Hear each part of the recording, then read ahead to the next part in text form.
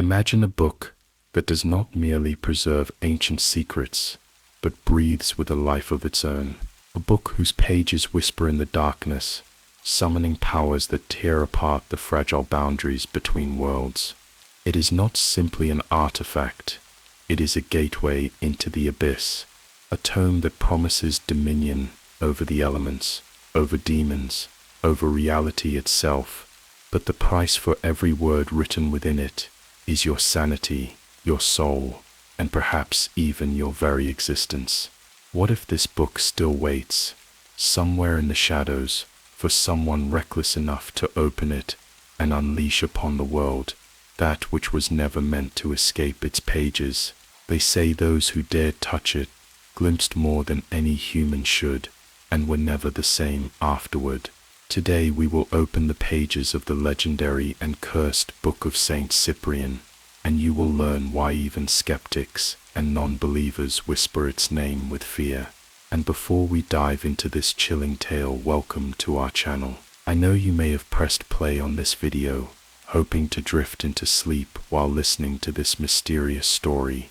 But first, don't forget to subscribe, hit the like button, let us know in the comments, where are you watching us from, and what time is it in your city right now? Now just sit back, let yourself relax, and immerse into the forbidden world of ancient knowledge. What if it all began with a man who could speak to darkness itself? Cyprian of Antioch, a name both revered and cursed. Born in the 3rd century, Cyprian was no ordinary man. While legends about him have been shrouded in mystery and rewritten by both the church and occultists, one thing is certain: he was a sorcerer, a master of arcane rites and forbidden knowledge. The chronicles tell of a boy who, from a young age, was handed over to the priests of Apollo and Demeter. But while others learned simple rituals and pagan traditions, Cyprian sought something darker, something hidden beneath the surface of accepted beliefs. His thirst for knowledge drove him to the temples of Egypt, where the priests whispered of gods who were not gods at all but entities older than time itself. In the labyrinthine depths beneath ancient shrines, Cyprian was said to have uncovered lost rites, fragments of a primal power that men were never meant to wield. But he did not stop there. His journey took him further east, where under the night skies of Chaldea, he studied celestial alignments, learning how stars could open doors to realms unseen. It was here that Cyprian is believed to have performed his first summoning, drawing forth a being not of this world, a shadow without form, speaking in riddles and promises. This was no mere demon, no spirit from folklore. It was the embodiment of something cosmic, something that breathed from the cracks between realities. The story darkens further when Cyprian returned to Antioch. Now a master of unholy arts, he was feared and revered. His power was such that even the Roman elites sought him in secret, hoping to gain influence, wealth, and immunity from the curses of their enemies. Cyprian, however, had grown cold to human ambition. His writings suggest a man who no longer saw the world as flesh and stone, but as a fragile veil covering something infinitely more vast and terrifying. And then came the event that would forever seal his name in the annals of forbidden lore: the attempt to ensnare a Christian woman, Justina. Using all the demonic forces at his command, Cyprian unleashed unspeakable horrors, spirits of lust and madness, spectral tempests that clawed at her mind. But all failed. The tale goes that Justina's prayers repelled his every conjuration, and in this defeat, Cyprian saw something even darker than what he had summoned, a light that could not be touched by the shadows. In terror or revelation, he is said to have burned his grimoires, fled the rituals, and converted to Christianity, or so they say. But some whisper another story, that Cyprian never abandoned the darkness, that what returned to Antioch after those failed rites was no longer fully human. His sermons became strange, his eyes hollow, his voice distant. And then there is the book itself, the so-called Book of Saint Cyprian, a tome that appeared centuries later, attributed to the sorcerer priest. Its origins are cloaked in conflicting accounts. Some say it emerged in medieval Iberia. Others claim it was found buried beneath a ruined church, bound in a leather unknown to modern science, its ink black as tar, and inside, pages upon pages of rituals capable of commanding spirits, summoning storms, and unveiling hidden worlds. But unlike other grimoires, the Book of Saint Cyprian does not flatter the practitioner with promises of simple power. It is a book that tests, that twists, that watches. Scholars who have studied its symbols report dreams of voices calling from underground catacombs, of waking up with cryptic symbols scrawled in ash around their beds. Some disappear, others are found, staring blankly, unable to speak. The book's most unsettling chapter, a ritual to bind a shadow, an entity described not by name, but as the whisperer beyond the gate. A rite so complex, so perilous, that a single misstep is said to result in the summoner vanishing forever, pulled into realms beneath the earth, where time collapses and the stars turn red. And so we are left with the legend of Cyprian, a man who may have gazed too deeply into the abyss, and a book that has carried his legacy far beyond his death. But this is only the beginning, because what lies beyond the words on the page may be far more terrifying than the stories themselves. In the heart of ancient Egypt, where the Nile's waters kissed the fertile lands, and the pyramids stood as timeless sentinels, a young Cyprian embarked on a journey that would forever alter his destiny. Drawn by whispers of forbidden knowledge and the allure of the arcane, he sought the mysteries that lay hidden within the sands of this enigmatic land. The Egyptians, masters of both science and magic, believed in Heka, the force of magic that permeated the universe. This belief was so integral that they saw no distinction between magic and religion. Both were intertwined in their daily lives. Cyprian immersed himself in this world, eager to uncover its secrets. Under the tutelage of the priesthood, he learned of the opening of the mouth ceremony, a ritual designed to restore the senses of the deceased, ensuring their ability to eat, drink, and speak in the afterlife. This rite was more than a mere ceremony. It was a testament to the power of words and gestures, reinforcing the Egyptian belief that magic could influence both the living and the dead. But it was the execration rituals that truly captivated Cyprian's interest. These ceremonies involved the creation of clay figures or pottery inscribed with the names of enemies or malevolent spirits. By smashing or burying these items, practitioners believed they could neutralize threats and protect themselves from harm. This tangible manifestation of intent fascinated Cyprian, offering a direct link between the physical and the metaphysical. As he delved deeper, Cyprian encountered the enigmatic figure of Bes, the dwarf god associated with protection, childbirth, and sexuality. Bes was often depicted with leonine features, symbolizing his fierce nature against evil. Intriguingly, recent archaeological findings have uncovered vessels shaped like Bes, which contained residues of psychoactive substances. These concoctions, possibly used in fertility rituals or to induce altered states, hinted at a side of Egyptian magic that sought direct communion with the divine through ecstatic experiences. Cyprian's studies also led him to the realm of Chaldean magic, originating from the region known today as Iraq. The Chaldeans were renowned for their astrological prowess and their ability to summon and communicate with celestial beings. Central to their practice was the use of the magic circle, a protective barrier inscribed with symbols and names of power. This circle served as a safeguard against malevolent entities during rituals, ensuring the practitioner's safety as they navigated the perilous realms of the unseen. The Chaldeans also placed significant emphasis on the power of words, believing that specific incantations could compel spirits to appear and obey. This tradition of theurgy, or divine magic, sought to invoke the presence of deities, not merely for material gain, but to achieve spiritual ascent and unity with the divine. Such practices required not only precise knowledge, but also moral purity, as the practitioner aimed to align themselves with higher cosmic orders. Inspired by these teachings, Cyprian began to experiment, combining the ritualistic precision of Egyptian magic with the celestial invocations of the Chaldeans. He meticulously crafted his own magic circles, inscribing them with a blend of hieroglyphs and cuneiform symbols, seeking to harness the protective qualities of both traditions. His incantations became a fusion of languages, each word chosen for its vibrational potency and historical significance. One moonless night, within the sanctified boundaries of his circle, Cyprian performed a ritual to summon a spirit of knowledge. As he chanted, the air grew thick, and a palpable energy filled the space. Before him materialized a shadowy figure, its form shifting and ethereal.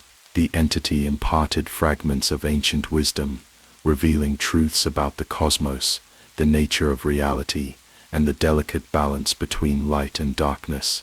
These encounters, however, came at a cost. Each summoning left Cyprian physically drained and mentally burdened with visions that haunted his dreams. He saw glimpses of realms beyond comprehension, inhabited by beings neither benevolent nor malevolent, but utterly indifferent to human existence. The weight of this knowledge pressed heavily upon him, blurring the lines between his identity and the vast unknown. Undeterred, Cyprian's ambition grew. He sought to document his experiences, compiling a grimoire that would serve as both a guide and a warning to those who dared follow his path. This tome, infused with his essence, became a conduit for the energies he had interacted with, making it both a source of power and a potential trap for the uninitiated. As his reputation spread, so did the fear and awe surrounding his name. Some viewed him as a bridge between worlds, a master who could command spirits and alter fate. Others whispered that he had ventured too far, that his soul was now entwined with forces beyond his control. Yet amid the accolades and the trepidation, Cyprian remained driven by an insatiable thirst for understanding. He recognized that the true essence of magic was not in the domination of unseen forces, but in the harmonious alignment with them. It was a dance of respect, knowledge, and humility. In the labyrinthine corridors of ancient temples and under the vast expanse of starlit deserts, Cyprian's journey continued. Each step led him closer to the heart of the mysteries he sought, and each revelation beckoned him further into the depths of the arcane. But as with all who tread such paths, the boundary between seeker and sorcerer, between enlightened sage and cursed wanderer, grew ever thinner. And in the shadows of this enigmatic journey, the true cost of his pursuits awaited revelation. He was no longer merely a figure lost in the shadows of Antioch. His name echoed like a secret, whispered between the walls of the great temples and hidden sanctuaries of the ancient world. After mastering the dark arts under the tutelage of priests in Egypt and the enigmatic adepts of Kala, Cyprian returned not as a mere man, but as a force. The legends speak of him performing rites under a moonless sky, where no wind stirred, yet the air vibrated with unseen energies. His invocations were said to summon entities that would twist the senses, phantoms that devoured light, leaving only trembling darkness behind. The people of the time, wrapped in superstitions and fear, spoke of him with a mix of reverence and dread. In Antioch, Cyprus, and even as far as the markets of Constantinople, merchants and wanderers shared chilling tales of the man who could bend spirits to his will. Witnesses claimed to have seen him conjure storms from a clear sky, or turn the flames of temple torches into writhing black serpents that hissed prophecies in forgotten tongues. Yet, for all the wonders, there was something profoundly unsettling in his presence. Cyprian's eyes, they said, no longer mirrored a human soul. They reflected something else, something deeper and older than the world itself. It is written that Cyprian was not content with simple tricks or lowly spirits. His thirst for power and knowledge led him to seek dominion over the very fabric of reality. Some whispered that he could walk unseen among the living, slipping between dimensions where time flowed like molten gold. Others swore that entire families vanished after crossing him, leaving behind only the scent of sulfur and the lingering echo of distant laughter. His reputation was cemented when high priests and seasoned magicians from rival traditions began to disappear, or were found mad, scribbling in incomprehensible symbols on temple walls. Their writings described visions of black suns, doorways carved into the night, and monstrous forms lurking at the edges of perception. Those brave enough to study the texts found them laced with references to Cyprian's growing influence, not just over men, but over the barriers that separated this world from the next. The dark corridors of Roman catacombs were rumored to house scrolls chronicling his feats. Among them, one told of a ritual performed beneath the necropolis of Alexandria, where Cyprian supposedly stood surrounded by bones older than any civilization. Chanting the forbidden syllables of a language lost to human memory, he was said to have opened a fissure in the veil, allowing something ancient and cold to seep into our world. The sky turned crimson above the city for 3 nights, and nightmares plagued its citizens, visions of endless deserts under alien stars, where colossal beings roamed freely, whispering madness into the winds. The magicians of his era, envious yet terrified, attempted to replicate his works, yet none succeeded. One by one, they fell victim to strange fates. A scholar from Thebes, after attempting to trace Cyprian's sigils, was found babbling in a forgotten tongue, eyes glazed over as if staring into eternity. Another practitioner from Carthage vanished after claiming he could hear the calling of a distant unseen choir echoing from beneath his home. It became clear that Cyprian's mastery was not merely a result of talent, but of a pact forged in the abyss. Some accounts suggest that he was the first mortal to wield the seal of silence, an emblem capable of forcing even the most rebellious of spirits to kneel. Among the most terrifying accounts was the night when Cyprian faced a gathering of 7 occultists who had plotted to destroy him using a combined ritual. The conspirators, each a master of an arcane tradition, prepared meticulously, calling upon protective wards and summoning their own familiars. Yet, as they began the incantation under a blackened moon, Cyprian arrived silently, robed in crimson and gold. Without uttering a word, he extended a hand, and the air thickened with the scent of iron and ozone. The witnesses recounted that a great shadow fell over the chamber, devouring light and silence alike. Within moments, the 7 fell to their knees, their skin turning pale as wax, eyes vacant. Cyprian whispered a single phrase in a voice that was not entirely his own, and the 7 crumbled to dust, their spirits bound eternally to serve him in silence.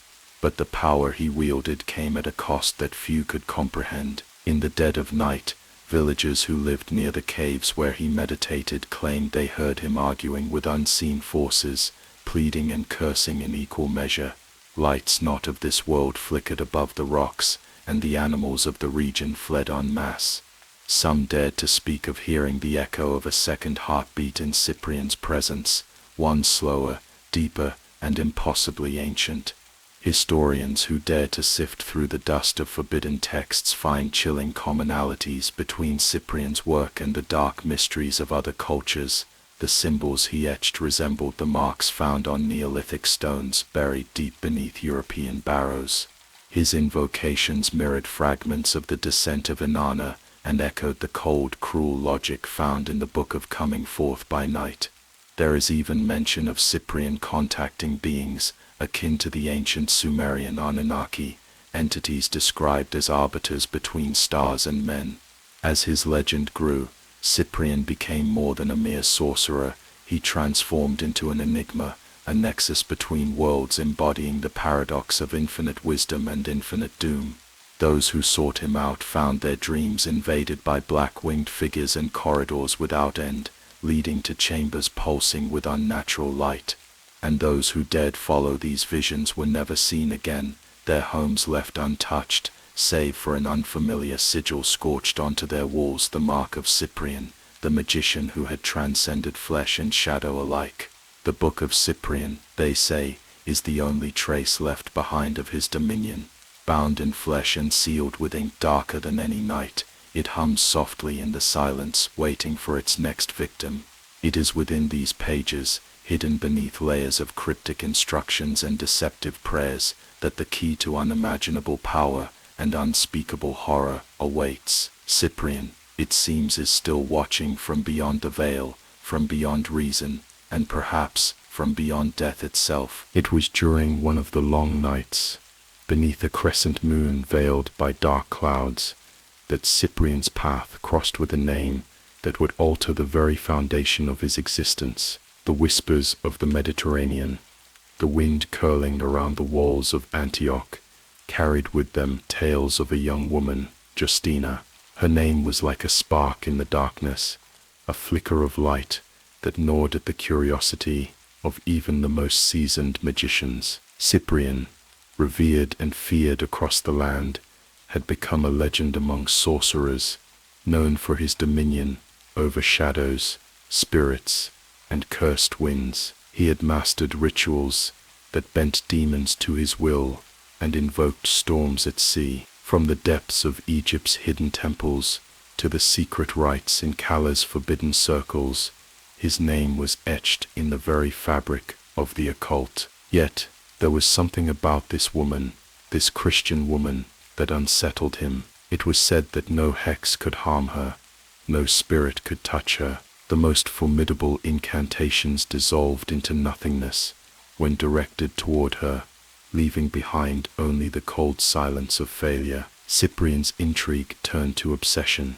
How could one mortal resist the chains he so easily forged around the souls of kings and merchants alike? He began with subtle attempts, rituals whispered under the veil of night, invoking spirits tasked with corrupting her dreams and breaking her will. Yet every attempt returned empty-handed, as if an invisible barrier, woven from unwavering faith, shielded her from his reach. Frustration grew as his spells, once capable of turning allies into enemies and love into hatred, scattered into smoke. In desperation, Cyprian turned to darker powers. He called forth demons who feasted on fear and planted despair into the hearts of the most devout. These entities emerged from the abyss, slithering through the shadows of Antioch, seeking to wrap their claws around Justina's mind. Yet, again and again, they recoiled as if burned,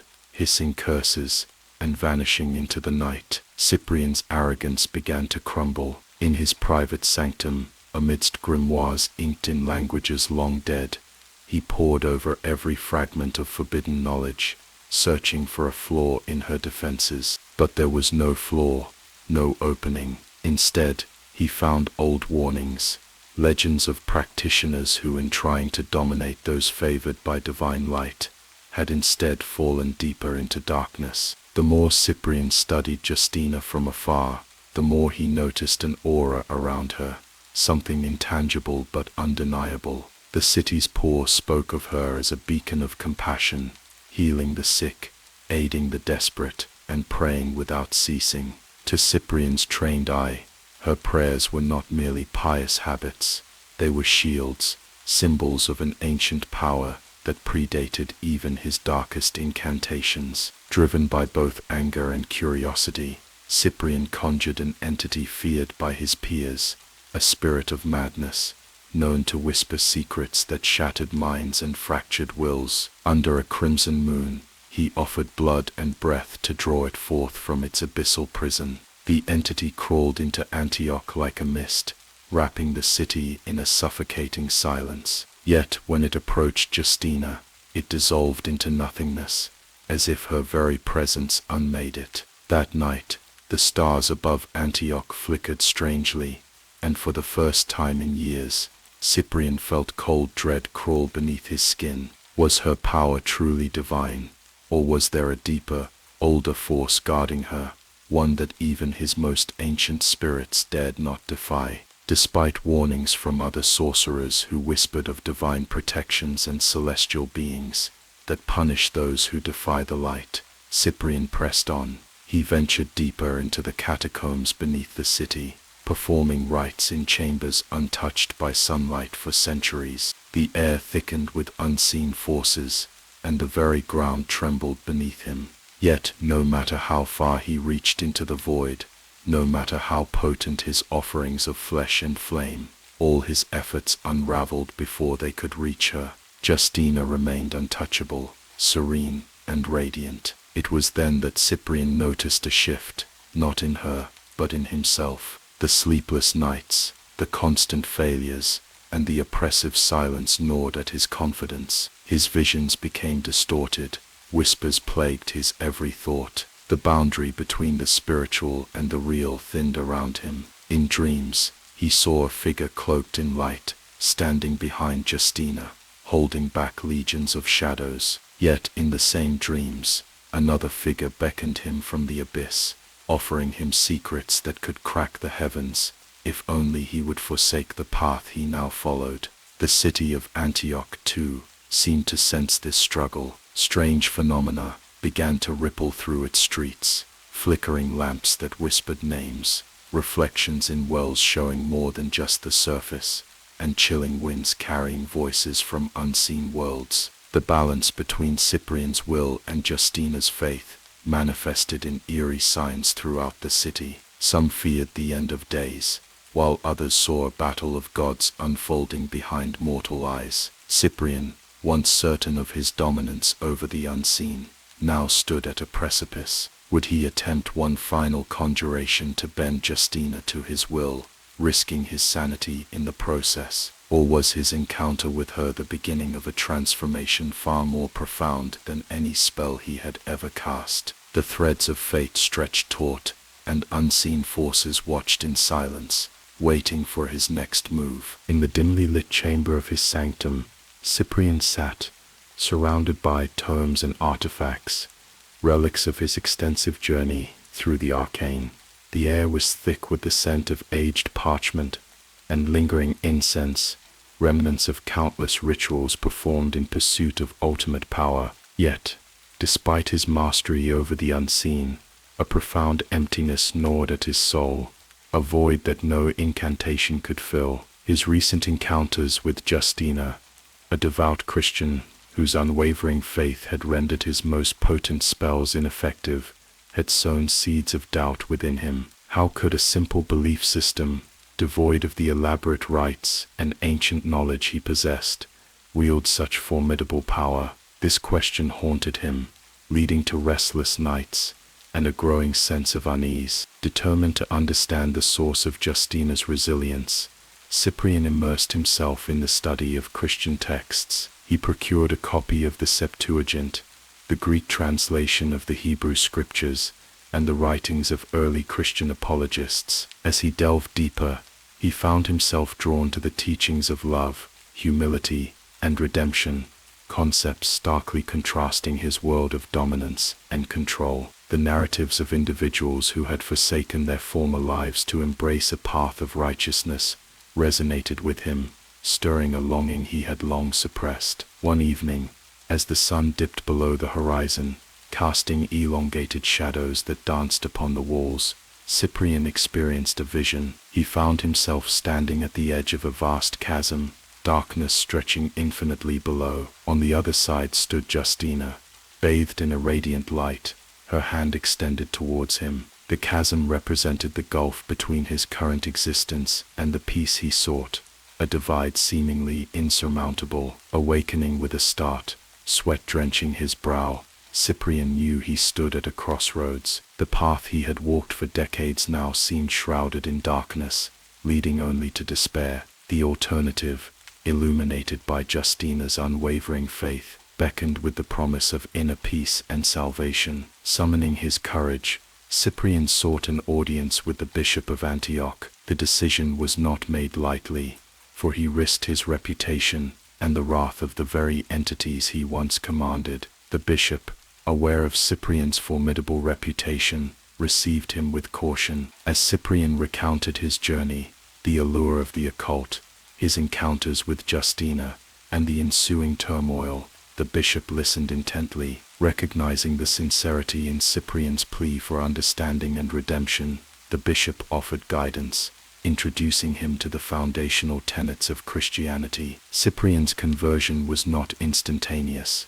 It was a tumultuous process marked by internal conflict and external opposition. His former associates in the occult viewed his shift as a betrayal, and whispers of his perceived weakness spread through the clandestine circles he once dominated. Yet, with each passing day, Cyprian felt the chains of his former life loosening. The teachings of Christ, emphasizing forgiveness and transformation, became a balm to his wounded spirit. Embracing his newfound faith, Cyprian renounced his past practices. In a symbolic act of purification, he gathered his grimoires, talismans, and instruments of magic, and set them ablaze. The flames consumed not just the physical embodiments of his former life, but also the lingering doubts and fears that had long imprisoned him. Witnesses to this act saw not just a man burning books, but a soul breaking free from the shackles of darkness. But passed into the Christian faith,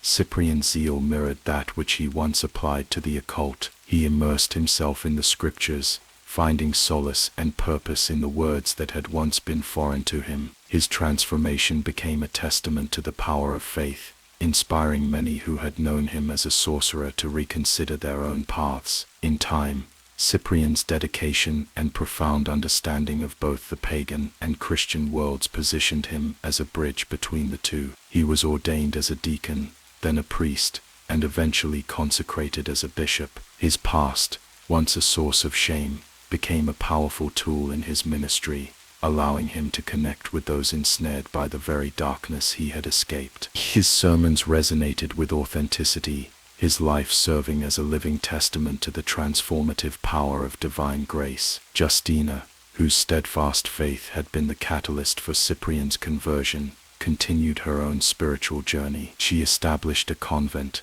guiding other women in lives of piety and service. The bond between Cyprian and Justina, forged in the crucible of spiritual warfare, became emblematic of the victory of light over darkness. Yet, their newfound peace was not without challenges. The Roman Empire, under Emperor Diocletian, initiated severe persecutions against Christians. Cyprian and Justina, unwavering in their commitment, were arrested and subjected to relentless torture. Offered freedom in exchange for renouncing their faith, they remained resolute. Their martyrdom, marked by unyielding devotion, inspired countless others, solidifying their legacy as pillars of the early church. The story of Cyprian's transformation from a master of dark arts to a beacon of Christian faith underscores the profound impact of grace and redemption. It serves as a reminder that no soul is beyond salvation, and that even in the deepest darkness, the light of truth can illuminate a path to deliverance. The decision to destroy everything he had built was not an easy one.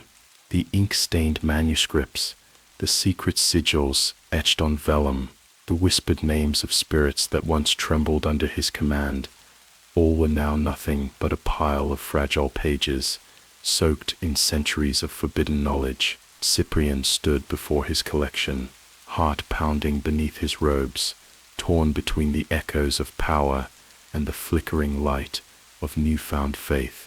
His fingers traced the weathered leather covers of grimoires that contained invocations older than empires. His mind, once a fortress of dark arts, now wrestled with doubt and fear. Had all these incantations been nothing but chains in disguise? Had he, in pursuit of absolute control, become a prisoner of the very forces he once believed he commanded? The torches in the chamber cast long shadows, as if the very spirits trapped within the writings were aware of what was to come. Yet Cyprian's resolve was forged in a fire hotter than any infernal flame.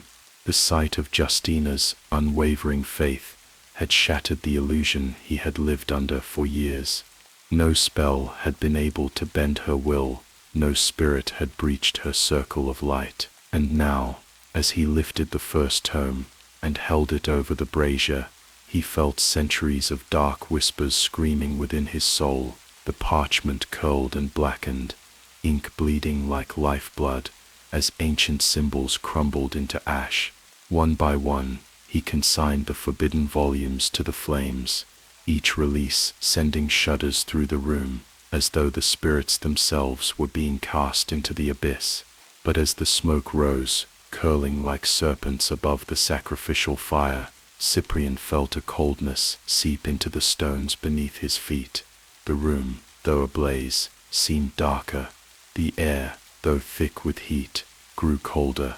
Somewhere in the burning stack, he could swear the ink-formed eyes watching him, mouths cursing him. The names of ancient gods and demons, once etched in secrecy, now chanted his name from the other side of reality. He could sense the pull, like unseen claws scraping at the edges of his mind, urging him to reconsider, tempting him with promises of untold power, if he only spared one text, one glyph, one symbol. But Cyprian clenched his fists, and whispered prayers he had only recently learned, the sacred words clashing with the dying echoes of demonic pacts. He remembered how easily he had once bent winds, conjured storms, and silenced men with sigils, and yet, despite all his might, the purity of Justina's faith had proven stronger. It wasn't magic that defeated him, it was the light. With every prayer, the shadows seemed to recoil, the gnashing voices weakening into whispers, and then into silence. By morning, the chamber was filled with ash, and the heavy scent of burnt parchment. Yet within Cyprian's heart, a strange calm took root. His hands, once instruments of summoning, now trembled, not with fear, but with reverence for a force far greater than any he had ever summoned. The world outside the monastery's walls still teemed with hidden orders, secret cults, and those who would kill to possess the knowledge Cyprian had just reduced to dust. But he had made his choice. He knew that the act of renunciation was only the beginning, that the spirits he had spurned would hunger for revenge, and they did not make him wait long. That night, as Cyprian lay in prayer beneath a crude wooden cross, the air thickened around him. A chill swept over the stone floor, the flickering candlelight bending, as though pressed by unseen winds. From the darkened corners of his cell, forms began to emerge. Blurred silhouettes of entities he once summoned, now stood on the precipice of the material world, unable to cross, but unwilling to leave. They stared silently, their features lost in a void of shadow, yet their malevolence palpable. Cyprian, though terrified, met their gaze with steady eyes. He clutched the rosary tighter, invoking every ounce of newfound faith. Their forms wavered like smoke, trying to reassert their hold, trying to slip past the veil now fortified by his prayers. But as the cross around his neck began to glow faintly, the figures shrieked in fury and dissolved into the darkness. Yet their warning was clear. Burning the books had not ended the war, it had only declared it. Now marked as a traitor to the arcane, Cyprian knew the eyes of the unseen would follow him for the rest of his days. Whispers among the occult would paint him as both coward and fool. Others, more fearsome, would see him as a prize. For to them, Cyprian was no longer just a man. He was a breach, a scar, where the ancient energies had been denied their due. Still, his resolve did not waver. The temptation to preserve just one sigil, one invocation, gnawed at him like a persistent echo. But Cyprian understood the stakes. His soul was no longer for sale. His future now lay with the path of light, though he suspected it would be strewn with shadows eager to reclaim him. Yet, in this solitary act of destruction, he had reclaimed something greater than power. He had reclaimed himself. And as the monastery bell tolled in the distance, announcing the dawn, Cyprian rose from his knees, aware that the true battle was only beginning. In the dim glow of the monastery scriptorium, the air was thick with the scent of aged parchment and ink.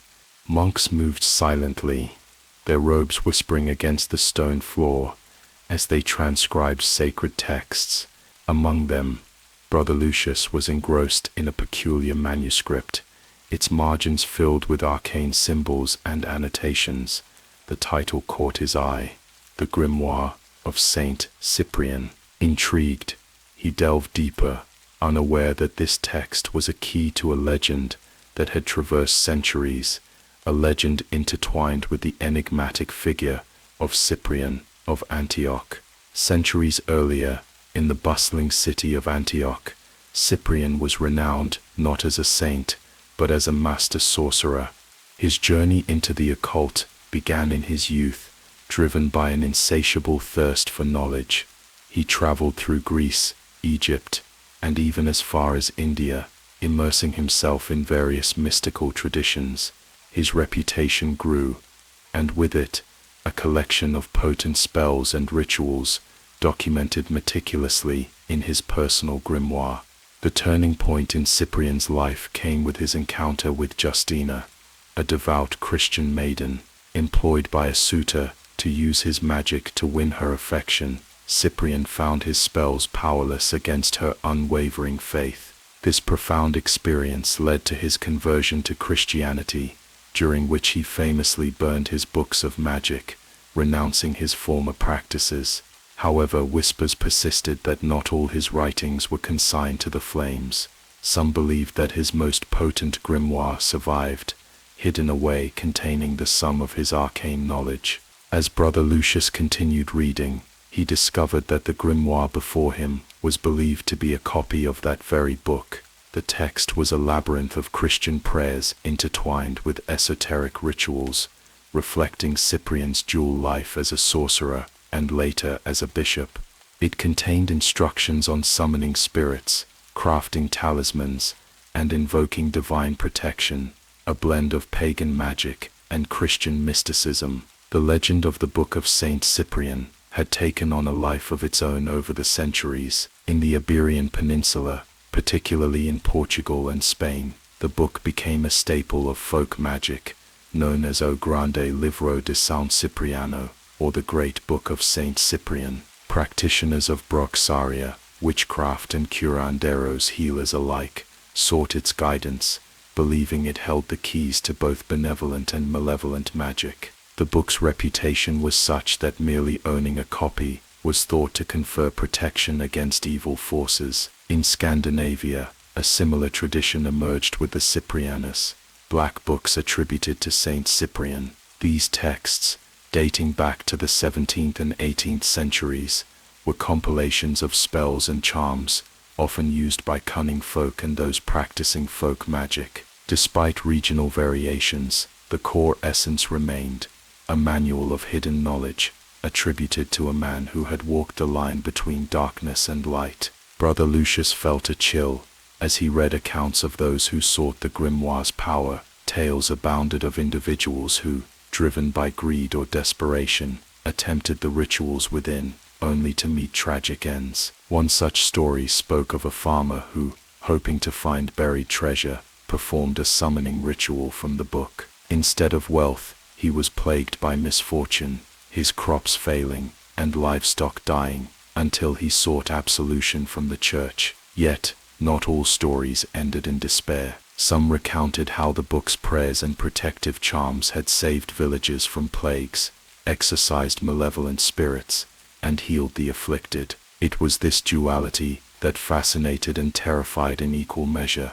The grimoire was both a source of light and a conduit to darkness, depending on the intent of its user.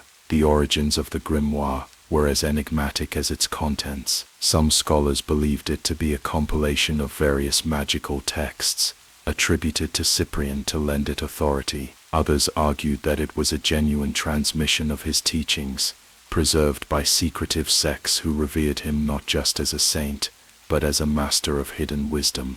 The truth remained elusive, buried beneath layers of myth and history. As dawn's light filtered through the stained glass windows, Brother Lucius closed the manuscript, his mind awash with contemplation. The legend of the Book of Saint Cyprian was a testament to humanity's perpetual quest for power and understanding, a mirror reflecting our deepest desires and fears. It was a reminder that knowledge in any form carried with it a profound responsibility, a lesson as relevant now as it was in Cyprian's time.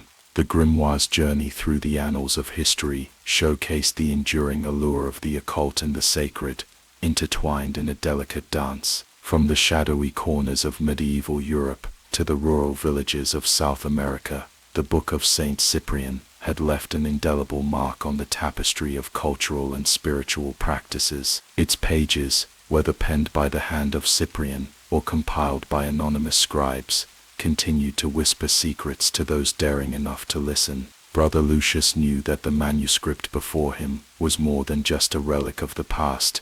It was a living testament to the complexities of faith, magic, and the human spirit's relentless pursuit of the unknown. As he carefully returned the grimoire to its place, he couldn't help but wonder how many more stories lay hidden within its enigmatic passages, waiting to be discovered by those who sought the delicate balance between darkness and light. In the dimly lit chamber, the air was thick with the scent of aged parchment and melted wax.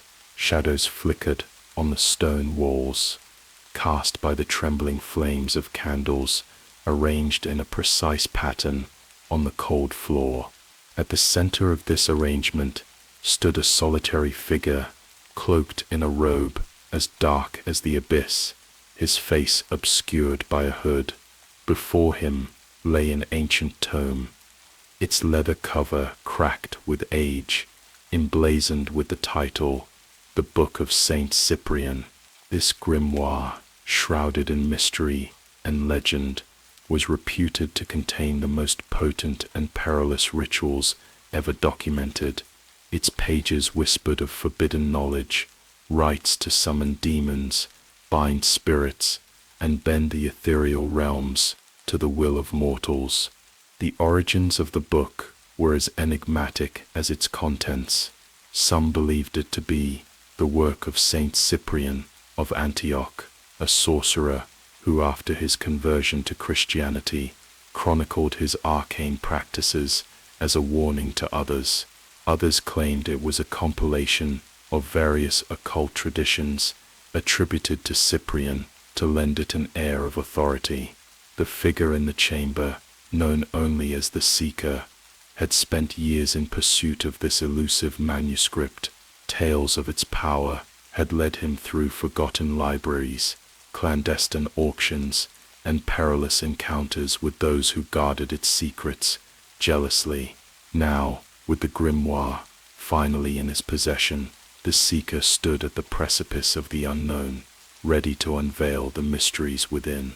As he opened the tome, the brittle pages crackled, revealing intricate illustrations and cryptic text. The first section detailed rituals for summoning and commanding demons, a practice fraught with danger and moral ambiguity. One such ritual, known as the Invocation of Astaroth, required the practitioner to inscribe a complex sigil on the ground, surrounded by a circle of protective symbols. Astaroth, a Grand Duke of Hell, was said to possess profound knowledge of the past, present, and future. However, binding such a powerful entity demanded unwavering concentration and an iron will, for any lapse could result in dire consequences. The grimoire cautioned that before attempting such a summoning, the practitioner must undergo a period of purification, fasting for 7 days, and abstaining from all earthly pleasures. On the 8th night, beneath a waning moon, the ritual would commence.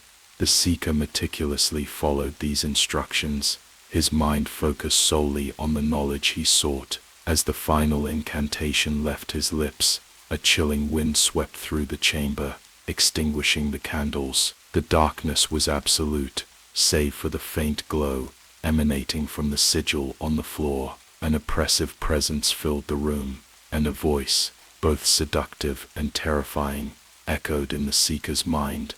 Who dares summon Astaroth, knower of all things hidden? The Seeker's heart pounded, but he steadied his voice. It is I, a humble seeker of truth, who calls upon you. A low, rumbling laugh resonated through the chamber. Truth comes at a price, mortal. Are you prepared to pay it? The Seeker hesitated, the weight of his ambition pressing upon him. I am. The temperature plummeted, and the shadows coalesced into a form. A towering figure with eyes like burning coals and wings that seemed to absorb the light. Astaroth stood before him, exuding an aura of ancient power. Speak your questions and I shall answer.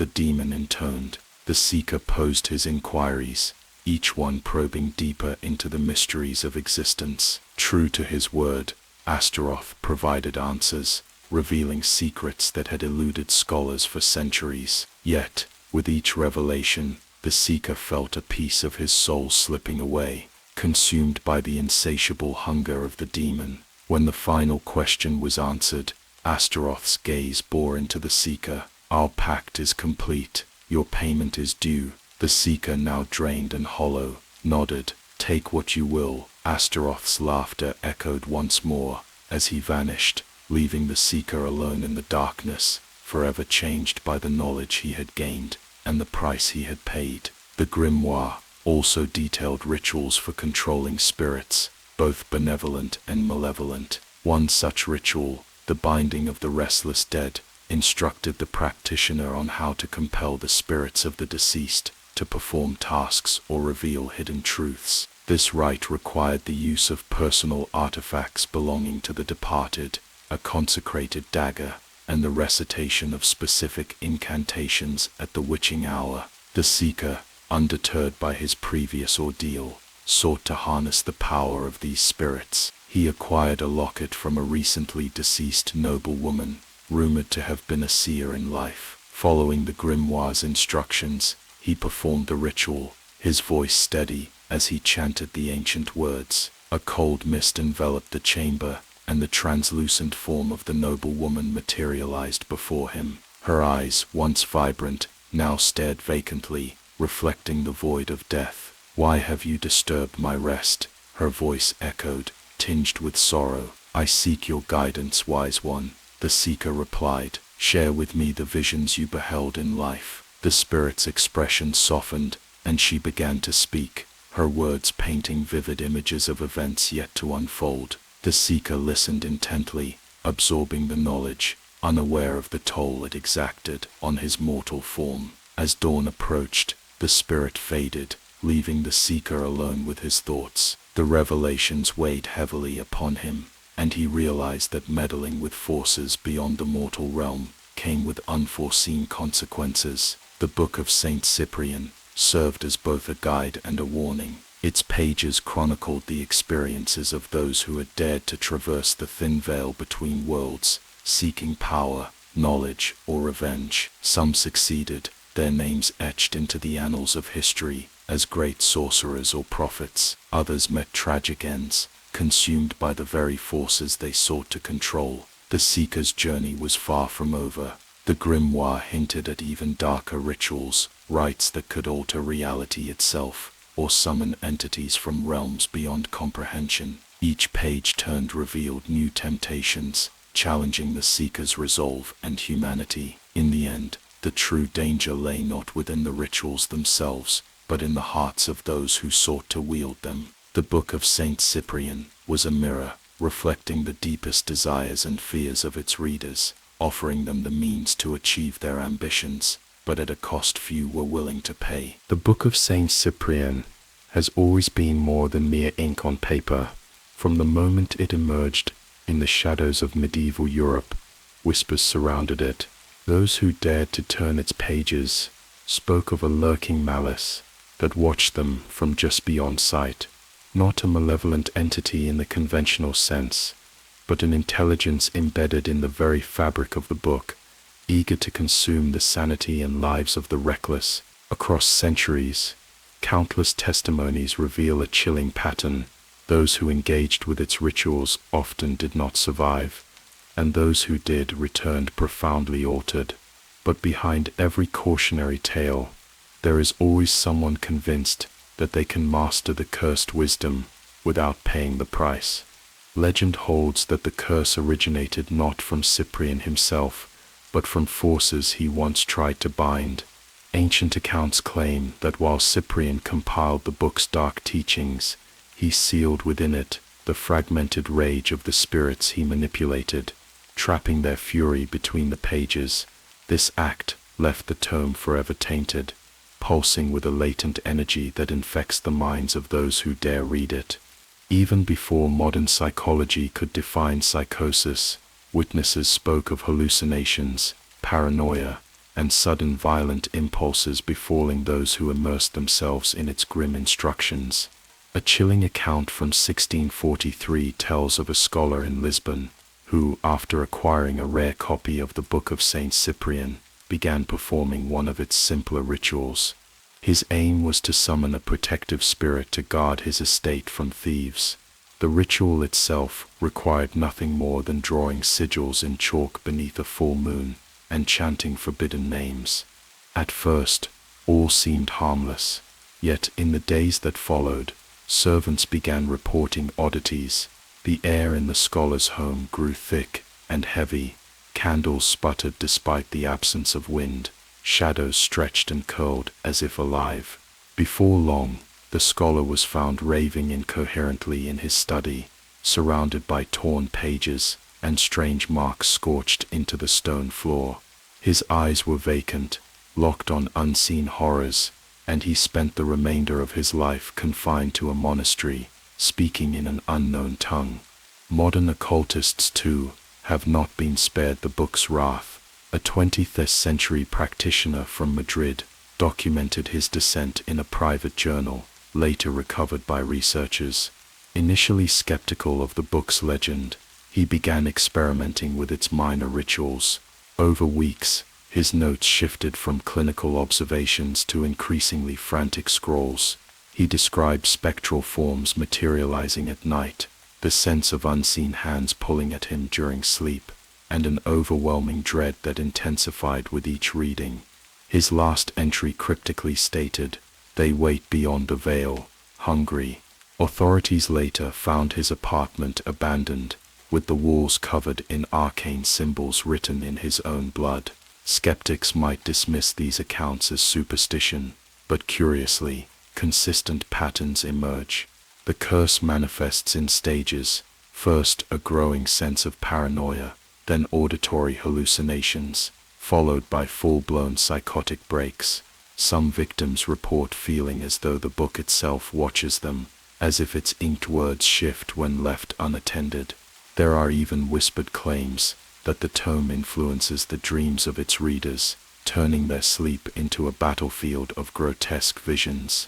The source of this curse seems intricately tied to the book's content. Unlike other grimoires that offer clear moral structures or methods of protection, the Book of Saint Cyprian leaves practitioners vulnerable. Its rituals are often incomplete or laced with contradictions. Some occult scholars believe this is intentional, an inbuilt safeguard against the uninitiated. Others argue that the book's corruption causes it to obfuscate its own knowledge, constantly rewriting itself to sow confusion. In rural Spain and Portugal, folk healers known as curanderos recount stories of those who underestimated the book. One village tale speaks of a young man who attempted a rite to bind a spirit of fortune. Instead, what he summoned was something far darker. Crops withered overnight, livestock perished without cause, and his home became a nexus of misfortune. The young man, found weeks later deep in the woods, was emaciated, his eyes sunken and voice barely a whisper. When questioned, he spoke of hearing voices from beneath the earth, voices that called him to join them. Beyond anecdotal horrors, there is evidence suggesting that even possession of the book can be dangerous. Several libraries across Europe, including those tied to religious institutions, have quietly removed copies from their collections following unexplained incidents. Staff reported unexplained phenomena, books falling from shelves on their own, inexplicable cold drafts, and sightings of shadowy figures that vanished upon approach. These accounts, while never officially acknowledged, fuel the belief that the book carries a curse potent enough to affect even those who merely store it. What makes the curse particularly insidious is its unpredictable nature. Some readers report no immediate effects, leading them to believe the book's danger is exaggerated. Yet, months or even years later, strange misfortunes begin to accumulate: failed careers, broken relationships, and chronic illnesses, with no apparent cause. To believers, these slow spirals of despair are the lingering fingerprints of the book's influence, tightening around a victim until there is no escape.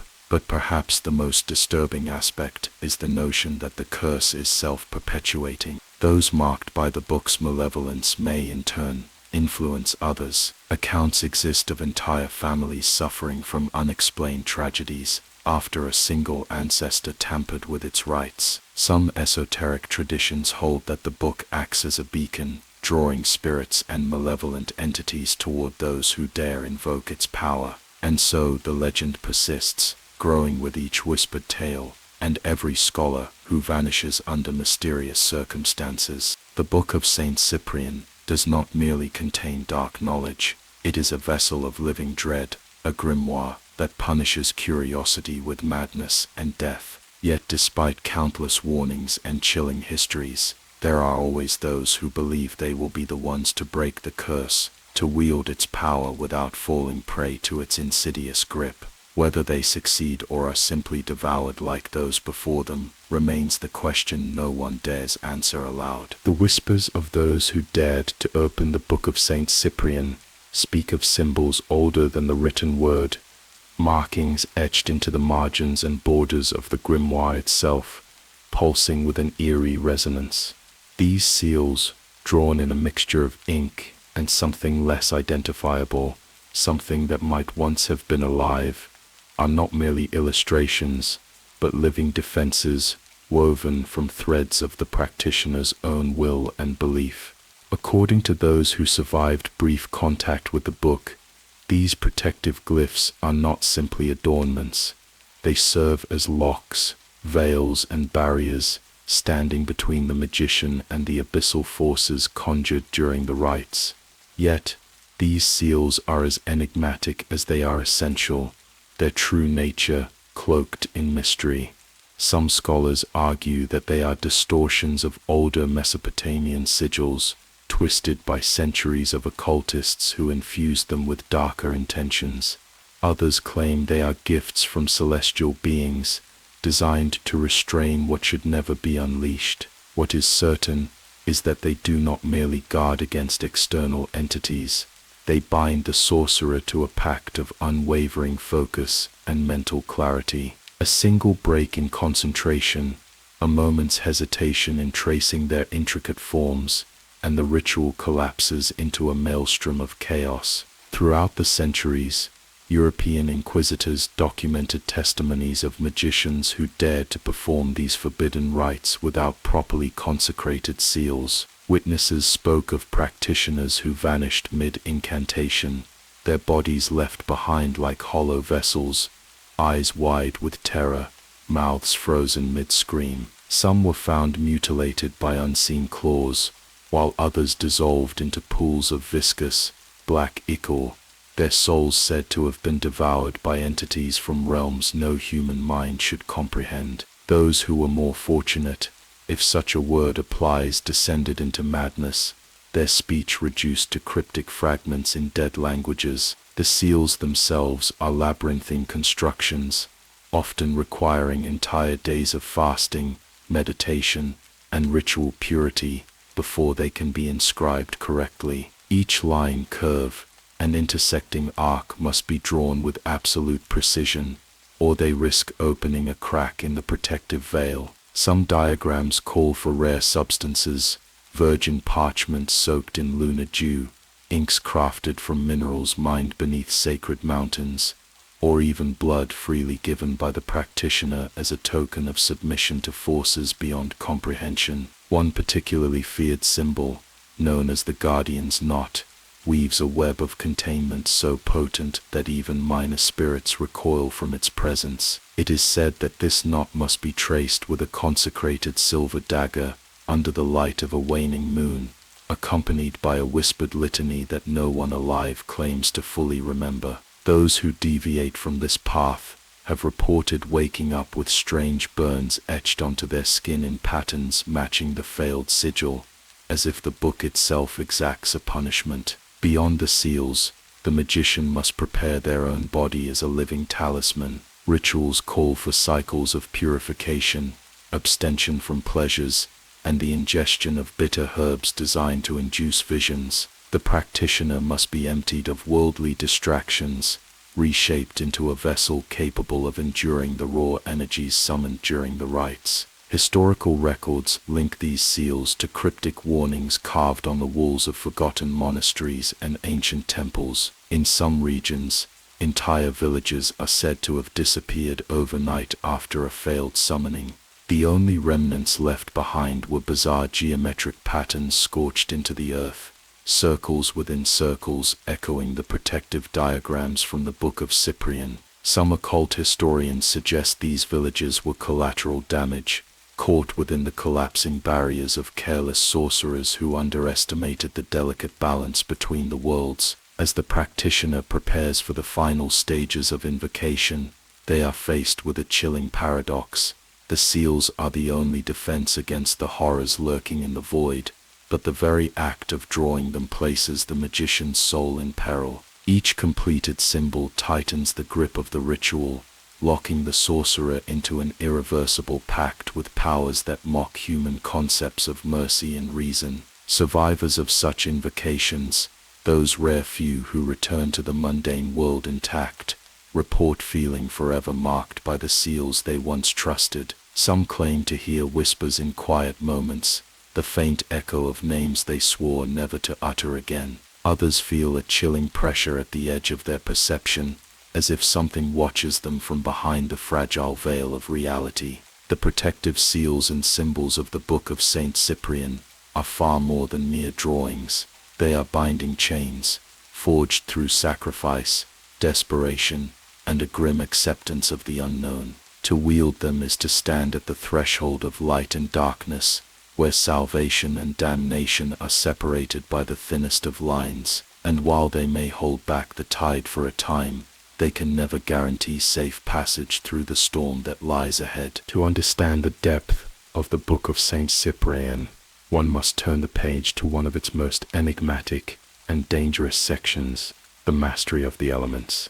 Within the faded ink and cracked parchment lies a collection of rituals that claim dominion over the very forces of nature: water, fire, wind, and earth. As the legend goes, these instructions were never intended for human hands, but for ancient practitioners who walked the narrow path between life and the shadows that lurk beyond. For centuries, whispers spread of magicians who could summon storms at will, causing entire fleets to vanish into the depths of the ocean, or who could ignite flames with but a word, turning palaces and fortresses into smoldering ruins. Some spoke of secluded hermits, hidden deep within remote mountains, who, using these rituals, could split the very earth beneath their feet, unleashing quakes that would swallow villages whole. The section of elements begins with invocations to spirits older than time itself, entities said to reside within the raw forces of nature. The ritual for water, for instance, involves intricate sigils drawn with ink made from crushed sapphire and mixed with water drawn from 7 different sacred springs. The practitioner is instructed to recite ancient chants under a new moon, while facing west, summoning a being of liquid form, known only as the Drowned One. Once bound, it is said that this spirit could alter tides, cause rivers to reverse their flow, or unleash torrential rains capable of flooding entire cities. Historical records from medieval Portugal speak of villages mysteriously engulfed by floods under clear skies, with survivors whispering of cloaked figures seen by the riverside the night before. Equally sinister is the rite of fire. The book describes the construction of a brazier, built from cursed iron and blessed silver, placed at the center of a circle carved into stone with the practitioner's own blood. The flames once lit must burn, with a mixture of oil, sulfur, and bones ground into ash, bones that must come from an animal sacrificed at midnight during a lunar eclipse. The spirit summoned through this rite is the Ember King, a being of searing heat and volatile rage. Those who successfully completed the incantation could allegedly hurl bolts of flame or ignite objects with a mere gesture. Ancient chronicles tell of entire forests set ablaze in unnatural patterns, spiraling like sigils, and of arsonists who later confessed to hearing voices in the crackling of the flames, whispering dark promises. The ritual for air is even more foreboding. It speaks of a black feather plucked from a raven slain on the altar of storms, combined with winds gathered from 4 distinct mountain peaks. The ritual must be performed during a violent thunderstorm, and only in total isolation. The summoned entity, the hollow wind, carries with it the power to uproot trees, collapse towers, and sweep enemies into oblivion. Pilots during the Second World War reportedly feared sudden wind shears and turbulence in clear skies, often attributed to supernatural forces by superstitious crews who believed in old maritime legends. The earth ritual is the most treacherous of all. It requires the practitioner to bury a talisman forged from cursed lead and etched with forbidden runes into the heart of an unmarked grave at midnight. The summoned spirit, the Nasher, is said to dwell beneath the soil, and upon release can manipulate the land, causing fissures, landslides, and earthquakes. There are legends of medieval monasteries that disappeared overnight when the ground beneath them simply opened and swallowed them whole. Some ancient texts speak of soldiers using this ritual to turn battlefields into quagmires of mud and stone, entombing entire armies alive. But behind every invocation, every circle and chant, lurks a terrible warning. The Book of Saint Cyprian makes it clear: those who command the elements risk becoming pawns to the spirits they bind. The practitioner is warned never to make eye contact with these entities, never to accept any whispered offers, no matter how enticing they seem. It is said that many magicians, once they tasted the power of the storm, the flame, the flood, or the shifting earth, could not resist their temptations. In their arrogance, they made silent pacts, unaware that these bargains marked the beginning of their descent into madness. One chilling account tells of a Renaissance alchemist who controlled storms so precisely that he was sought after by kings and generals. Yet one night, he vanished without a trace, and the town where he last performed his rituals awoke to find every single inhabitant gone. No bodies, no signs of struggle, only the alchemist's abandoned grimoire, open to the section on the hollow wind, its pages soaked by rain. Despite the cloudless sky, the Book of Saint Cyprian leaves much unsaid, hinting that mastery over the elements is not the final reward, but merely the first step toward a darker, more irreversible fate. The spirits, bound though they may be, remain sentient, their hunger for release and vengeance simmering beneath the surface of every invocation. And so, those who dare to turn these ancient pages are faced with a dilemma: seize the power that could bend nature itself to their will, or resist the call, knowing that once the first sigil is drawn, there may be no returning to the world they once knew. There is a page in the Book of Saint Cyprian that many practitioners refuse to even touch, let alone read aloud. It's not simply because of the ritual it describes, but because of the haunting feeling that the page itself is alive, waiting for someone reckless enough to awaken it. This is the page that details the ritual of disintegration, a rite so ancient, so dangerous, and so final that few even whisper its name. The text claims that this ritual does not merely summon a spirit or bind a demon. It is an act that tears apart the barrier between the physical self and the raw, untamed forces of existence. Power beyond comprehension is offered, but at a cost so steep that it defies reason. To begin the ritual, the practitioner must isolate themselves for 9 nights, each night fasting, meditating, and shedding all ties to the material world. These nights are said to thin the soul, to prepare the mind for what is to come. Dreams during this time become vivid and prophetic, filled with strange symbols, flickering lights, and distant voices, often of those who have performed the ritual before, now trapped in a dimension outside time. The book instructs that the ritual must be conducted at a location far from human life, on a mountain summit, deep within a forest, or in the ruins of a forgotten temple. The place must be sanctified with the blood of the practitioner, drawn with a blade forged from meteoric iron. Within a circle inscribed with ancient symbols, each one representing a layer of reality to be peeled away, the practitioner chants words lost to human language. These words are not merely sounds, but keys to hidden doors, each syllable unlocking a new realm of power and madness. Once the chant begins, there is no turning back. Spectral lights emerge, shadows move against the laws of physics, and the air becomes heavy with the presence of something watching. This is when the first stage of disintegration begins, not of the body, but of the soul. Practitioners describe this phase as a sensation of unraveling, as if memories, fears, and desires are being stripped away one by one. Reality flickers, time loops, hours stretch into eternities, or collapse into seconds. Those who have survived the early stages recount a feeling of floating in a void filled with voices, some pleading, some laughing, others screaming. These are not hallucinations, but echoes of otherworldly beings drawn to the ritual's power. At this point, the practitioner must make a choice to continue or abandon the rite, but walking away is not so easy. The book warns that failure to complete the ritual leaves the practitioner forever disjointed, a term many believe means spiritual insanity or possession. If the practitioner endures, the next phase is the severing. Here, the body is offered up, willingly. The text describes an energy descending like fire, burning through flesh, mind, and spirit alike. Those who perform the ritual successfully do not die in the traditional sense. They vanish, leaving behind only ash, or in rare cases, strange symbols etched into stone or metal. There are accounts of explorers finding these symbols in ancient ruins across Europe and the Middle East, long before the book was written.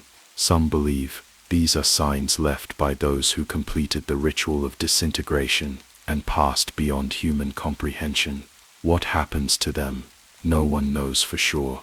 Some say they ascend to godhood, others that they become one with the abyss, a consciousness without form or identity. There are whispers of powers granted, manipulation of time, control over matter, and the ability to influence events across dimensions. But those who seek the ritual for selfish gain often meet gruesome fates. The book is clear: only those who surrender the self completely can survive the passage. Those who cling to ego, desire, or fear are consumed. It is not uncommon for bodies to be found in isolated locations, mutilated beyond recognition, surrounded by symbols no scholar can decode. These are believed to be the failed attempts, those who underestimated the ritual's demands. There are also reports of strange weather phenomena, electrical disturbances, and mass hallucinations in areas where the ritual was attempted. Entire towns have claimed to see lights in the sky, hear voices in the wind, and feel an oppressive presence after someone dared to open the book and begin the rite. One chilling account from the 19th century describes a nobleman in Portugal who became obsessed with the ritual of disintegration. After months of preparation, he vanished from his estate. Servants found his study locked from the inside, the walls scorched, and a single symbol carved into the stone floor, a symbol matching one found in a 13th century ruin in Syria. His body was never found. His journals, however, were filled with increasingly incoherent entries, speaking of doors opening and the veil tearing. Some entries suggest he believed he was already disintegrating before the ritual began, his sense of self slipping away with each passing day. His fate remains a mystery, but his story has become a warning. Among those who still seek the book, perhaps most terrifying is the idea that the ritual is not merely a rite, but a trap, that the book itself is a living entity, using the practitioner's ambition and curiosity to feed on their essence. Some scholars propose that the book is an artifact of an intelligence beyond human understanding, one that uses the ritual of disintegration to pull souls into its own realm. Whatever the truth, one thing is certain: the ritual is not to be taken lightly. Even reading the instructions is said to bring nightmares, visions, and a sense of being watched, and for those who proceed, there is no return. The moment the first word of the chant is spoken, the path is set. The book does not forgive, it does not forget. There are legends older than any book, whispers passed down by those who dared to peer beyond the veil.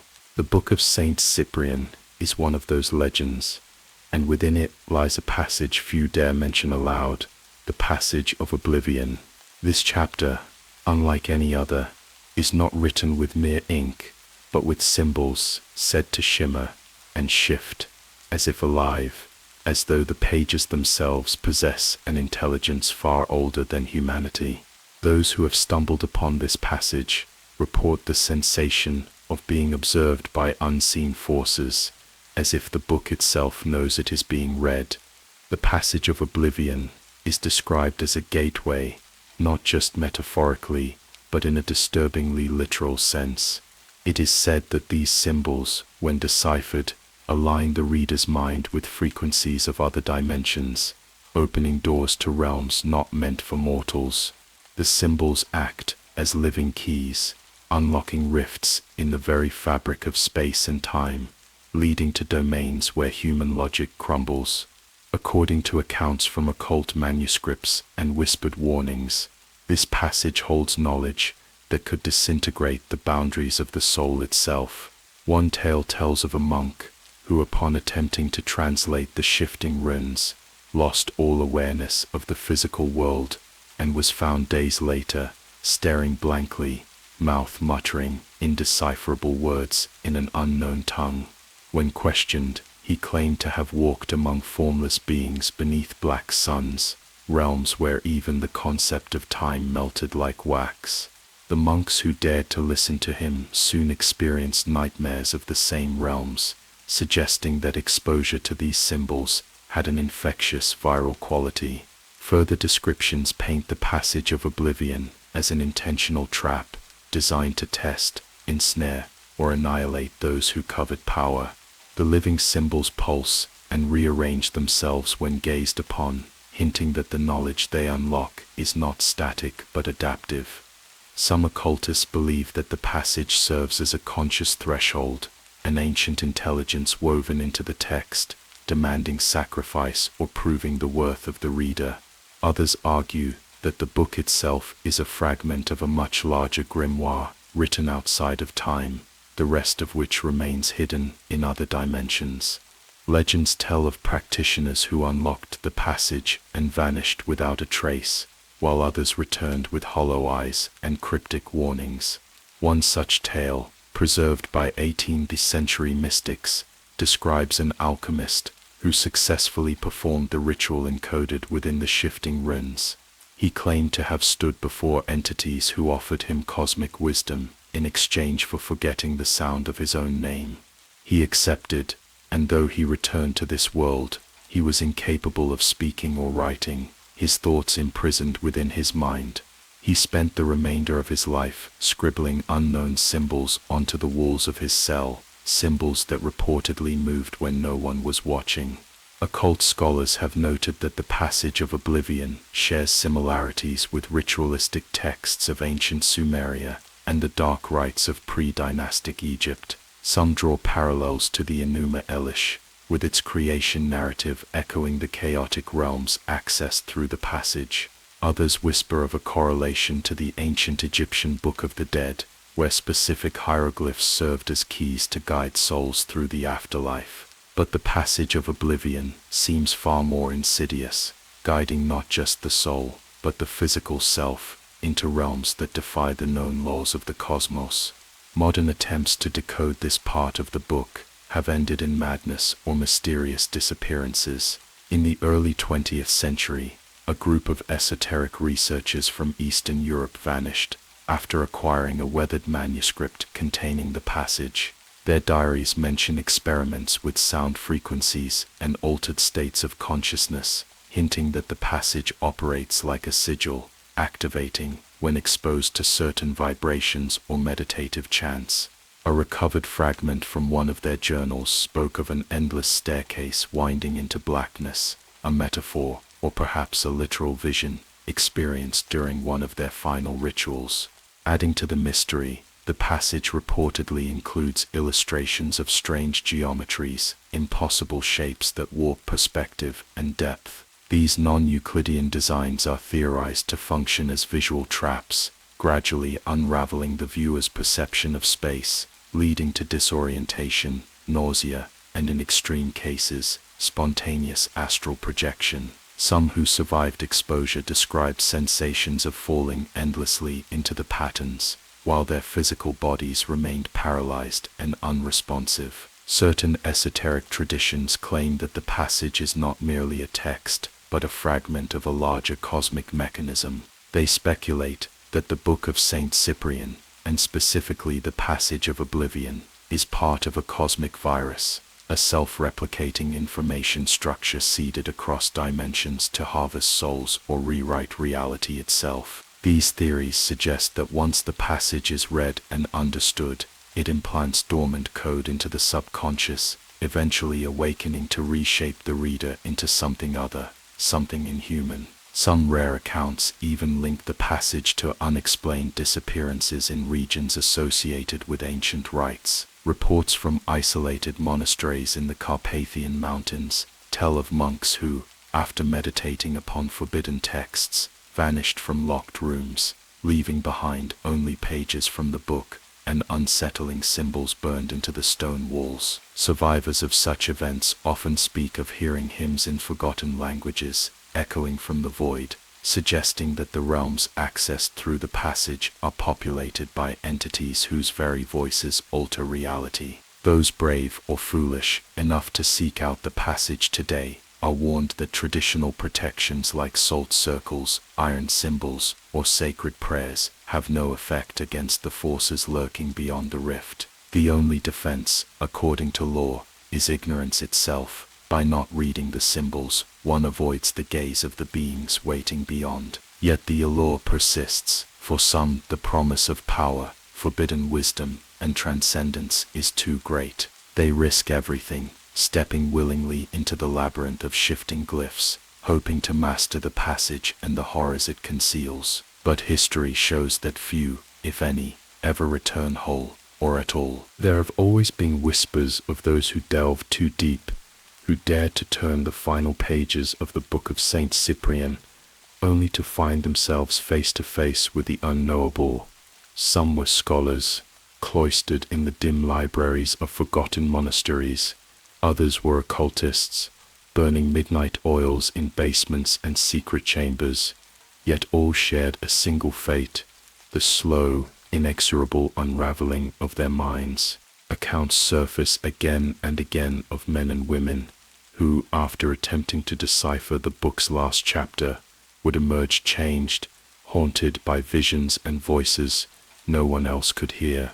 They would write symbols on the walls of their homes, murmuring in dead languages, scribbling diagrams of stars and gates on scraps of parchment, as if guided by a hand unseen. Some locked themselves away, terrified of the unseen entities lurking just beyond the veil. Others vanished, leaving only cryptic diaries behind, filled with sketches of labyrinths and incomprehensible glyphs that spiral off the page like vines, strangling the sanity of their authors. There are tales of academics from the 19th century who brought the book to prestigious universities, only to later abandon their promising careers, descending into isolation. One such professor was rumored to have fled into the Arctic Circle, convinced that the book had revealed a hidden portal beneath the ice. Another vanished, after claiming the final chapter gave him the ability to step outside time.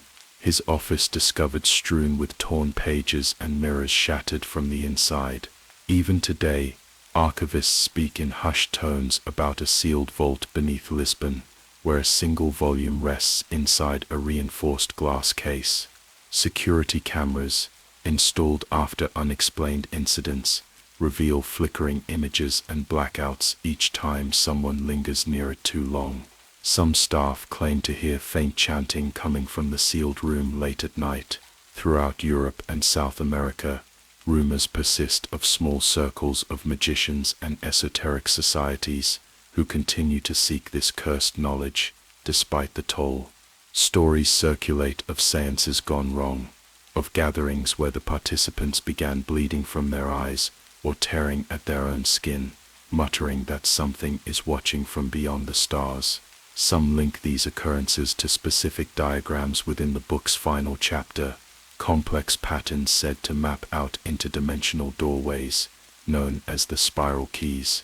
Eyewitness accounts from the few survivors describe visions of towering figures cloaked in writhing darkness, whispering promises of eternal knowledge, at the cost of one's humanity. Legends also tell of an abandoned monastery in the mountains of Portugal, where the last known translation attempt ended in tragedy. The entire brotherhood was found lifeless, each member frozen in contorted horror, their faces locked in screams, yet no wounds or signs of struggle were present. The only clue was a single black candle burned down to its base beside the open book. What makes the final chapter uniquely terrifying is its living nature. Practitioners claim the symbols shift subtly when not observed directly. Drawings of seals appear incomplete when copied, yet seem to pulse with hidden patterns when glanced at from the corner of one's eye. There are reports of researchers hearing faint scratching sounds coming from closed books, only to find the symbols rearranged by morning.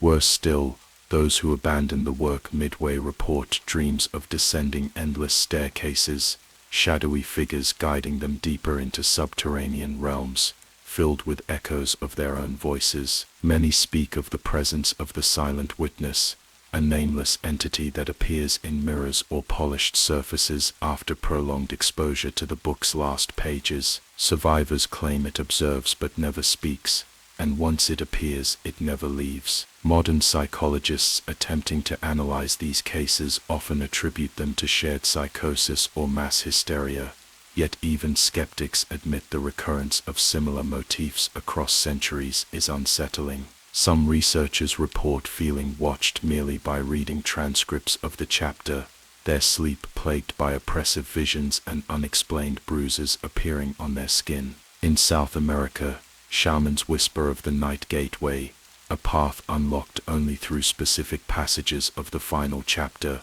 allowing spirits or worse to pass into our realm.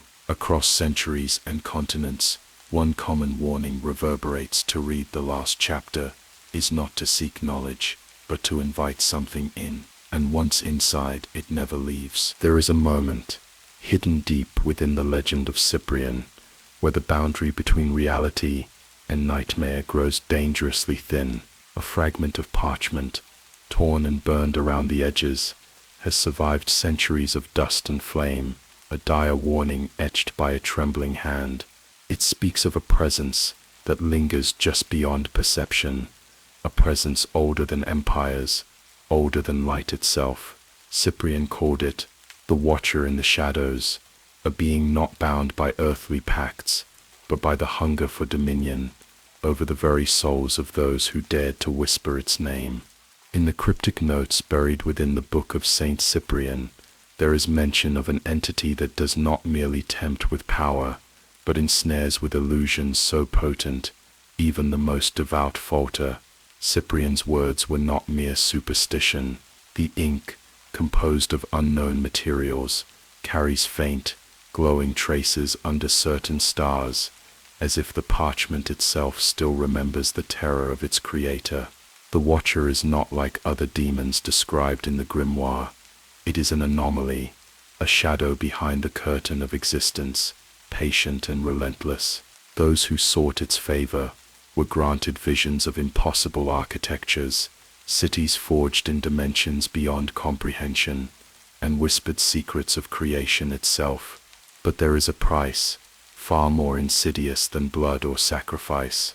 Cyprian's warning describes initiates whose minds fractured beyond repair, their bodies becoming mere husks, vessels for the Watcher's influence. Inquisitors of the medieval era, upon confiscating versions of the grimoire, noted marginal notes scribbled by trembling hands, begging future readers to abandon their search. Some accounts even detail how entire monasteries succumbed to madness after merely attempting the preliminary rites to contact this being. One chilling entry, found in a decaying monastery in Spain, details how monks experienced nights where no stars shone, and voices like knives that urged them to open doorways within the abbey's catacombs. The Watcher, it seems, thrives on promises. It promises enlightenment beyond earthly confines, the unraveling of time, and control over life and death. Yet all these promises are delivered in dreams, indistinguishable from waking life, until the seeker no longer discerns reality from illusion.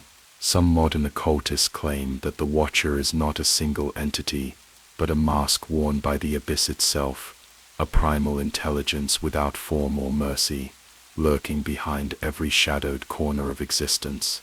Cyprian's texts hint at its hunger for souls who dabble in forbidden rites, those who overstep the limits of sanctioned magic. He wrote of visions where celestial bodies crumbled into the void, swallowed by tendrils of darkness, and of ancient ruins submerged beneath oceans of black ichor. It is said that to summon the Watcher is not to bring it forth, but to become visible to it. And once it sees you, there is no refuge, no seal, no exorcism powerful enough to sever the bond. Testimonies spanning from Renaissance alchemists to modern-day practitioners tell of sleepless nights under oppressive darkness, where silhouettes linger just beyond the reach of candlelight, and whispers coil around the mind like serpents. Some recount how animals fled from them, how mirrors became gateways to otherworldly realms, and how strangers in crowds seemed to wear unfamiliar, predatory faces. Cyprian chronicled one final method, a desperate countermeasure to avoid the Watcher's gaze, a complex ritual involving purification by the four elements, fasting for weeks and carving sigils into stone and flesh alike. Yet even he admitted its futility.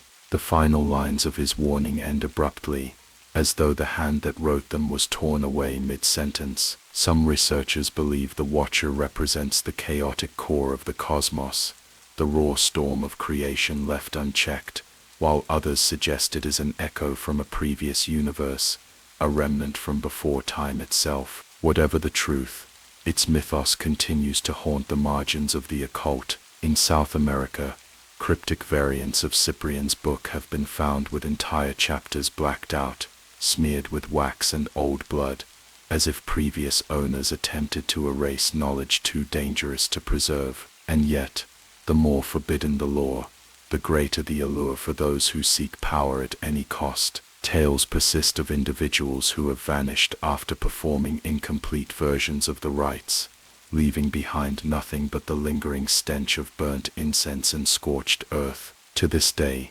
certain practitioners warn never to read the final chapter aloud after midnight, especially during nights of no moon, for in such silence, the shadows stretch long, and somewhere unseen, the Watcher may already be listening, waiting for a door to creak open just wide enough. In the annals of forbidden knowledge, there exists a chapter that delves into the perilous realm of soul price pacts, agreements wherein individuals barter their very essence for supernatural abilities, only to find themselves transformed into vessels for dark entities. This chapter serves as a cautionary tale, illustrating the dire consequences of such bargains. Throughout history, numerous accounts have surfaced of individuals who, in their insatiable quest for power, entered into pacts with malevolent forces. These agreements often promised unparalleled abilities, wealth, or influence, but the cost was invariably the individual's soul. The Faustian bargain, named after the legendary Dr. Faustus, epitomizes this narrative. Faustus, dissatisfied with the limits of human knowledge, allegedly made a pact with Mephistopheles, exchanging his soul for magical powers and earthly pleasures. This tale, while popularized in literature, reflects a broader cultural motif warning against the perils of overreaching ambition. The process of entering such pacts typically involves intricate rituals designed to summon and bind the entity. Medieval grimoires, such as the Galdra, an Icelandic book of magic from the 16th century, contained spells and sigils purportedly capable of invoking supernatural beings. Practitioners would often perform these rites at liminal times, midnight, or during eclipses, believing these moments weakened the veil between worlds. The rituals required precise recitations, complex symbols, and offerings, all intended to appease and attract the desired entity. However, these pacts seldom resulted in the anticipated outcomes. Instead of gaining control over supernatural forces, many found themselves ensnared, their bodies and minds gradually overtaken by the very entities they sought to command. Historical records from the witch trials in Europe reveal that individuals accused of witchcraft were often believed to have made pacts with the devil, granting them powers in exchange for their souls. These alleged witches were thought to become vessels for demonic forces, leading to their persecution and execution. One harrowing account from 17th century Scotland involves Isabel Gowdy, who confessed to engaging in witchcraft and claimed to have made a pact with the devil. She described vivid encounters with malevolent entities and detailed transformations into animal forms, suggesting a loss of her human essence. While some historians argue her confessions were coerced, they nonetheless illustrate the prevailing belief in soul price pacts and possession. In various cultures, similar narratives exist. In Navajo mythology, for instance, there are tales of individuals who,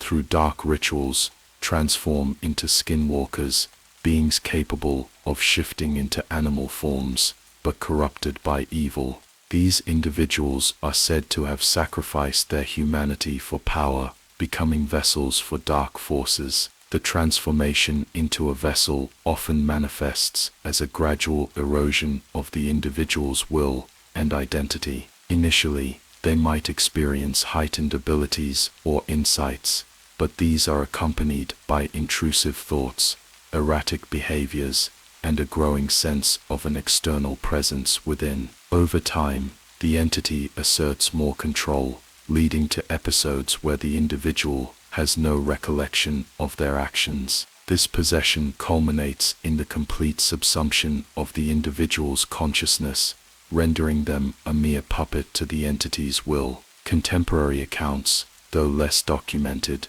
suggest that the allure of such pacts persists. Occult forums and clandestine groups occasionally surface, claiming to offer rituals that promise power or enlightenment in exchange for one's soul or autonomy. These modern iterations often blend traditional esoteric practices with New Age mysticism, but the underlying danger remains unchanged. Individuals who engage in these practices risk psychological deterioration, delusions, and in extreme cases, dissociative identity disorders, mirroring the historical accounts of possession. Psychologists might interpret these experiences through the lens of the human psyche's susceptibility to suggestion and the power of belief. The rituals and the anticipation of contact with a supernatural entity can induce altered states of consciousness, making individuals more prone to experiencing phenomena they interpret as possession. However, from a metaphysical standpoint, these accounts serve as warnings about the consequences of engaging with forces beyond human comprehension. In conclusion, the pursuit of supernatural power through soul price pacts is fraught with peril. The historical and cultural narratives consistently highlight a common theme: the loss of one's soul or identity, resulting in becoming a vessel for dark entities. These tales, whether viewed as allegories or cautionary accounts, underscore the inherent risks of overstepping the natural boundaries in the quest for power. They remind us that some doors, once opened, cannot be closed, and the price of such transgressions may be one's very essence. In the annals of monastic chronicles, there exists a tale that intertwines faith, fear, and the enigmatic power of a forbidden tome. This is the story of monk Bernardo, and his fateful encounter with the Book of Saint Cyprian, a grimoire shrouded in mystery and reputed to contain potent spells and dark rituals. Monk Bernardo, a devout member of the Benedictine order, resided in the monastery of San Pedro, nestled in the rugged hills of northern Spain. Renowned for his unwavering faith and dedication to the preservation of sacred texts, Bernardo was often entrusted with the monastery's vast library. It was within these hallowed walls that he first encountered the Book of Saint Cyprian, a manuscript that would challenge his faith and sanity. The origins of the Book of Saint Cyprian are as obscure as its contents. Attributed to Saint Cyprian of Antioch, a 3rd century figure who, according to legend, transitioned from sorcery to sainthood, the book is believed to be a compilation of various grimoires from the 17th, 18th, and 19th centuries. These texts, collectively referred to as the Book of Saint Cyprian, have been subjects of intrigue and fear, often associated with black magic and demonic rituals. Bernardo's discovery of the book was serendipitous. While cataloging ancient manuscripts, he stumbled upon a dusty, leather-bound volume bearing no title. Its pages were filled with arcane symbols and writings in Latin, a language Bernardo was well versed in. As he delved deeper into its contents, he realized the nature of the book and the potential dangers it posed. The monk's initial reaction was one of revulsion and fear. The rituals described within the book were blasphemous, invoking entities that defied the very essence of his faith. Bernardo knew that such knowledge was perilous, capable of leading souls astray. Driven by a sense of duty to protect the monastery and its inhabitants from the malevolent knowledge contained within, Bernardo resolved to destroy the Book of Saint Cyprian. However, this decision was not without inner turmoil. The book's allure was powerful, and Bernardo found himself battling whispers that seemed to emanate from the very pages he sought to obliterate. The more he resisted, the stronger the pull became, as if the book possessed a will of its own, seeking to ensnare the monk's soul. Historical accounts suggest that attempts to destroy such texts were fraught with peril. The Book of Saint Cyprian was believed to be indestructible by conventional means, protected by the very forces it described. Some legends even recounted that those who tried to burn or deface the book met with mysterious and often tragic ends. Undeterred, Bernardo prepared for the ritualistic destruction of the grimoire. He fasted for days, seeking divine guidance and strength. On the eve of his planned endeavor, he experienced a vivid dream in which Saint Cyprian himself appeared, warning him of the consequences of tampering with the book. The saint's visage was both sorrowful and stern, cautioning that the knowledge within was not meant for mortal hands, and that its destruction could unleash unforeseen horrors. Awakening in a cold sweat, Bernardo was more determined than ever. He interpreted the dream not as a deterrent, but as a test of his faith and resolve. With the first light of dawn, he proceeded to the monastery's courtyard, where a pyre had been prepared. Chanting prayers and invoking divine protection, he placed the Book of Saint Cyprian upon the flames. Eyewitnesses to the event reported that the fire burned with an unnatural intensity, the flames dancing in hues of green and blue. The air grew thick, and a palpable sense of dread enveloped those present. Despite the roaring fire, the book remained unscathed, its pages untouched by the inferno. Suddenly, a deafening crack resounded through the courtyard, and the flames were extinguished abruptly, leaving only the pristine book amidst the smoldering embers. Bernardo fell to his knees, realizing the futility of his actions. He understood that the Book of Saint Cyprian was beyond mortal intervention, protected by forces beyond comprehension. The monk's health deteriorated rapidly after the incident. He was plagued by visions and nightmares, often murmuring about shadows and unseen watchers. Within a fortnight, Monk Bernardo passed away, his final words a plea for forgiveness and deliverance from the darkness he had inadvertently awakened. The Book of Saint Cyprian was subsequently sealed within the monastery's vaults,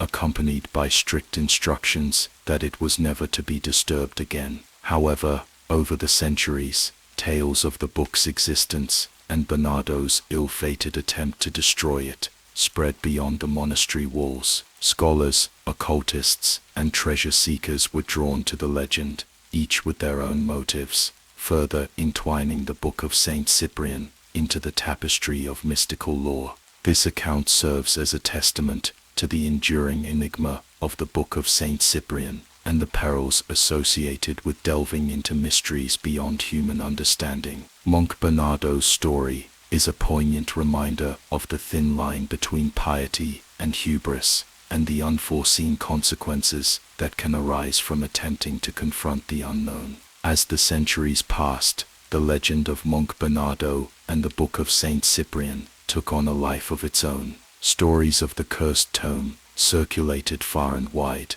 each retelling adding new layers of mystery and intrigue. Some claimed that the book had a consciousness, that it could influence those who merely laid eyes upon it. Others spoke of a shadowy figure, believed to be Saint Cyprian himself, guarding the book and ensuring its secrets remained hidden. In the late 18th century, during a period of enlightenment and scientific discovery, a scholar named Dr. Emilio Vargas became obsessed with the legend. A professor of antiquities at the University of Salamanca, Vargas was known for his unorthodox methods and insatiable curiosity. He believed that the Book of Saint Cyprian held the key to understanding ancient rituals and sought permission from the church to study it. Despite warnings from the clergy about the book's dark history, Vargas was granted access under strict supervision. The monk assigned to oversee his research was Brother Luis, a young and devout man who had heard the tales of Monk Bernardo and approached the task with trepidation. From the moment Vargas laid eyes on the Book of Saint Cyprian, he was captivated. The leather cover, though aged, was remarkably preserved, and the pages emitted a faint, musky scent. The text was written in an archaic form of Latin, interspersed with symbols and diagrams that defied conventional understanding.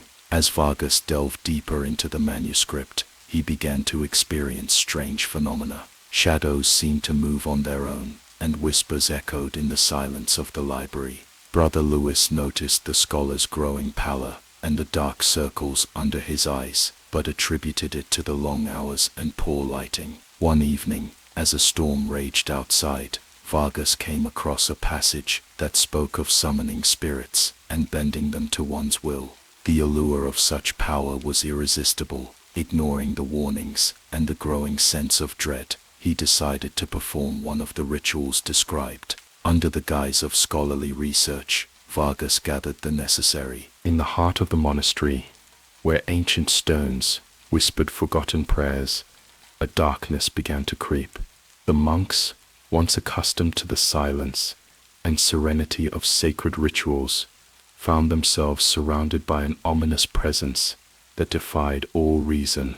It started subtly, faint echoes resonating through the stone corridors, footsteps in the dead of night when no one dared to walk. Then came the shadows. They slithered along the walls, formless yet heavy, watching the inhabitants of the monastery with invisible eyes. Even during the day, the warm glow of candles could not dispel the chilling cold that settled over the monastery like a suffocating shroud. Animals in the nearby forest began to disappear without a trace. Chickens, goats, and sheep vanished overnight, as though swallowed by the earth itself. Those few that remained were found lifeless, their bodies contorted in unnatural ways, eyes wide open, staring into some unseen abyss.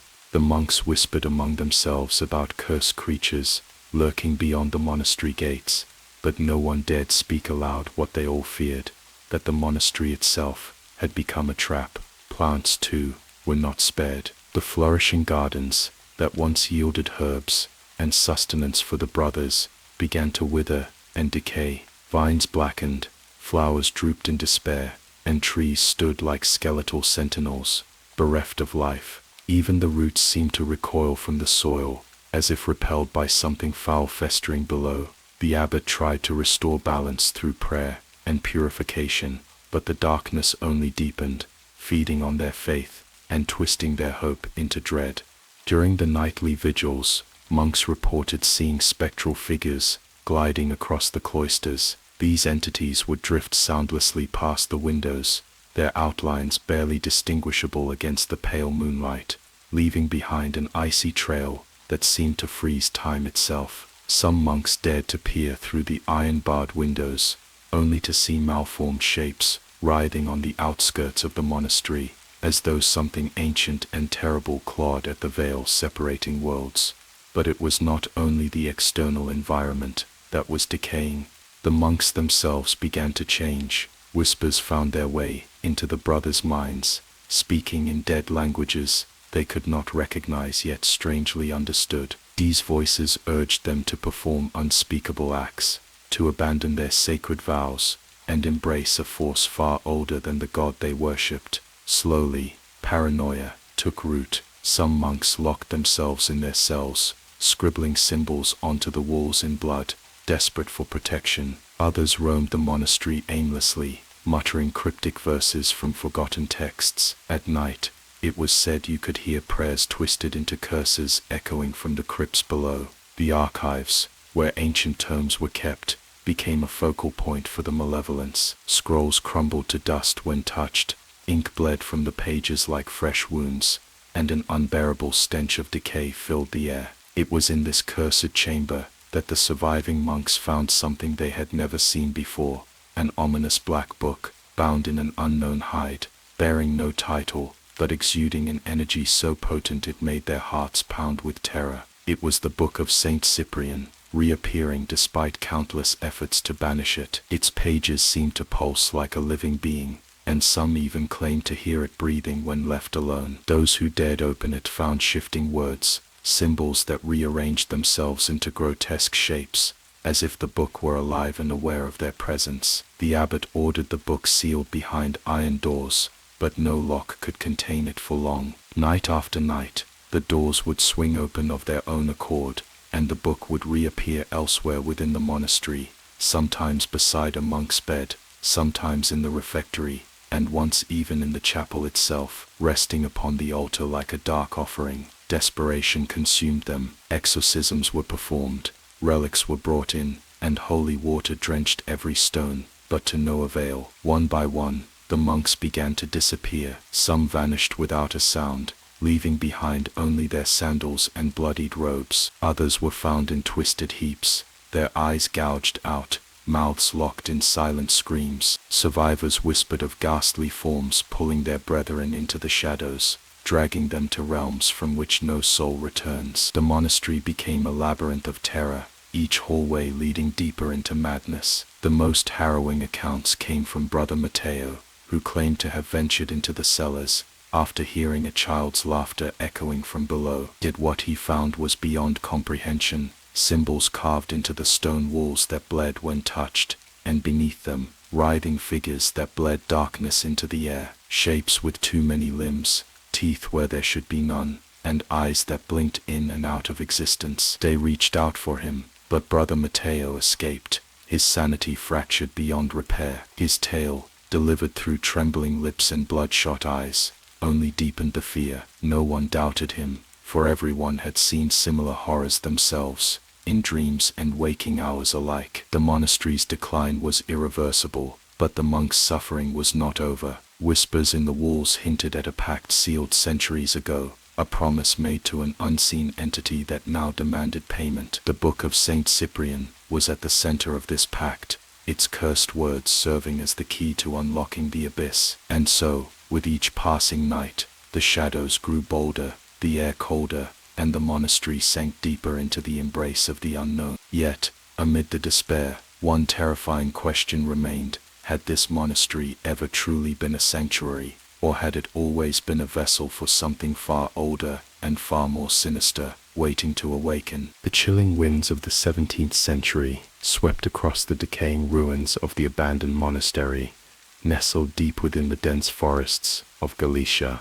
Among those dark woods, whispered tales of hidden treasures and forbidden relics attracted the attention of desperate men, looters, driven by greed and the hope of unimaginable wealth. In the dead of night, a group of 5 ventured into the forsaken grounds, led by a rogue ex-soldier who claimed to have heard rumors in local taverns about the Book of Saint Cyprian hidden within the cloister's vaults. Their steps echoed through the hollow halls as they navigated shattered stone corridors and desecrated chapels, each room colder than the last, their lanterns casting quivering shadows on the mold-covered walls. They were unaware that every step brought them deeper into a labyrinth steeped in curses and ancient dread. The group finally stumbled upon a sealed crypt beneath the chapel floor, its lock rusted, but still holding the oppressive air of something meant to remain closed. Yet, hunger and greed clouded their judgment. They forced the crypt open, revealing a crumbling wooden chest. Within it, beneath layers of decaying cloth, lay the Book of Saint Cyprian, its leather-bound cover pulsating faintly, as though breathing, exhaling an air thick with age and malevolence. Its pages, yellowed and ink-stained, radiated a strange warmth, while the unfamiliar symbols drawn across them danced like mirages. One of the looters dared to touch the book, and the room fell into silence, as if the world itself held its breath. That night, as they retreated to their camp in the woods, strange phenomena began. The winds ceased entirely, leaving the forest unnaturally still. Their fire refused to burn despite their efforts, and a deep fog rose, swallowing the trees around them. Unseen footsteps circled their tents, whispering voices murmured in languages unknown, and faint figures drifted past the edges of their vision. The bravest among them, the ex-soldier, dismissed it all as paranoia, but when dawn broke, they discovered their horses dead, eyes wide in terror, and bodies contorted, as though twisted by unseen forces. The group split, desperate to flee in different directions, hoping to escape the grip of whatever malevolent presence had awakened. One by one, each looter met a fate darker than the next. The ex-soldier was found weeks later by a search party in a nearby village, naked, raving, and scratching incomprehensible symbols into the dirt with bloodied fingers. His companions were never found, though some said their screams still echoed in the wind near the ruins. Superstitious villagers who dared approach the monastery spoke of hearing faint chanting at night, of seeing pale figures in the windows, and of grotesque shadows lingering just beyond the tree line. It became clear that the book did not simply rest in the crypt. It lured them, called them like a siren's song, offering forbidden knowledge cloaked in promises of power and riches. The survivors whispered of cursed pages, inked in substances no scholar could identify, filled with diagrams of inhuman rituals designed to pierce the veil between worlds. Symbols resembling runes from ancient pre-Christian traditions were woven into complex sigils, each designed to anchor otherworldly entities within our realm. The ex-soldier, during brief moments of lucidity in his ramblings, claimed that the book opened its eye in the dead of night, showing him visions of cities consumed by black flames, oceans of blood, and skies where stars blinked out like dying embers. He described a shadowy figure watching him from the trees, an entity with elongated limbs and hollow eyes that never moved yet seemed to follow his every step. Scholars centuries later speculated whether the book's contents had originated from the darkest rites of early Christian heretics, or even from syncretic practices of necromancers merging Egyptian and Iberian sorcery. Regardless of its origins, one truth stood above all: the Book of Saint Cyprian had developed a will of its own, binding itself to those who dared disturb it, infecting their dreams with its dark liturgy. This incident became part of whispered folklore in Galicia, Locals left offerings at the monastery's outskirts, coins, bread, and talismans, in hopes of appeasing the restless spirits said to guard the ruins. Some claimed that on certain nights, if one listened closely, the rustling of the leaves resembled pages turning, and faint candlelight flickered behind the shattered stained glass windows. The monastery's curse turned it into a forbidden zone, its very name spoken only in hushed tones. But despite countless warnings, stories of treasure hunters, occultists, and thrill-seekers attempting to retrieve the book surfaced throughout the following centuries. None of them ever returned the same, if they returned at all. The woods around the monastery remained heavy with the scent of damp earth and decay, concealing secrets buried beneath layers of fear and silence. The Book of Saint Cyprian, forever dormant yet eternally awake, awaited its next victim, feeding on the curiosity of those too bold or too desperate to resist its pull. Its pages, alive with cryptic incantations and cursed rites, whispered promises into the void, weaving dark threads into the fabric of the forest, binding the souls of the foolish and the damned to its endless hunger. So in the late 19th century, amidst the fog-laden streets of Victorian London, Elias Thorne emerged as a prominent figure in the clandestine world of the occult, a scholar with a PhD in parapsychology and a member of the Society for Psychical Research. Thorne's fascination with the arcane led him to amass a vast collection of esoteric artifacts and forbidden texts. Among these was the infamous Book of Saint Cyprian, a grimoire shrouded in legend and feared for its reputed connection to dark forces. Zoe Thorne's obsession with the book grew as he delved deeper into its cryptic contents. The grimoire's pages, filled with ancient incantations and rituals, hinted at the possibility of contacting otherworldly entities and unlocking hidden knowledge. Despite warnings from fellow occultists about the book's malevolent history, Thorne was undeterred, driven by an insatiable curiosity that bordered on madness. So to safeguard his growing collection and conduct his experiments away from prying eyes, Thorne acquired an isolated mansion on the outskirts of London. The estate, known as Blackwood Manor, was a sprawling Gothic structure surrounded by dense forests and perpetually shrouded in mist. Its seclusion provided the perfect sanctuary for Thorne's pursuits, allowing him to explore the dark arts without interference. So as months passed, the mansion became a labyrinth of arcane symbols and protective wards. Thorne dedicated entire rooms to specific rituals, each more elaborate and dangerous than the last. Servants whispered among themselves about strange noises echoing through the halls at night, unearthly chants, disembodied footsteps, and the occasional glimpse of shadowy figures that vanished upon closer inspection. The once grand manor took on a sinister atmosphere, its walls seemingly absorbing the dark energies conjured within. So Thorne's experiments grew increasingly perilous. He sought to summon and communicate with entities described in the Book of Saint Cyprian, believing they held the keys to ultimate knowledge and power. However, these rituals often resulted in unforeseen consequences. Unexplained accidents plagued the household, servants suffered from mysterious illnesses, and some disappeared without a trace. The few who dared to remain spoke of oppressive atmospheres and the feeling of being constantly watched by unseen eyes. So despite these ominous signs, Thorne pressed on, his obsession blinding him to the mounting dangers. He became a recluse, rarely leaving the confines of Blackwood Manor.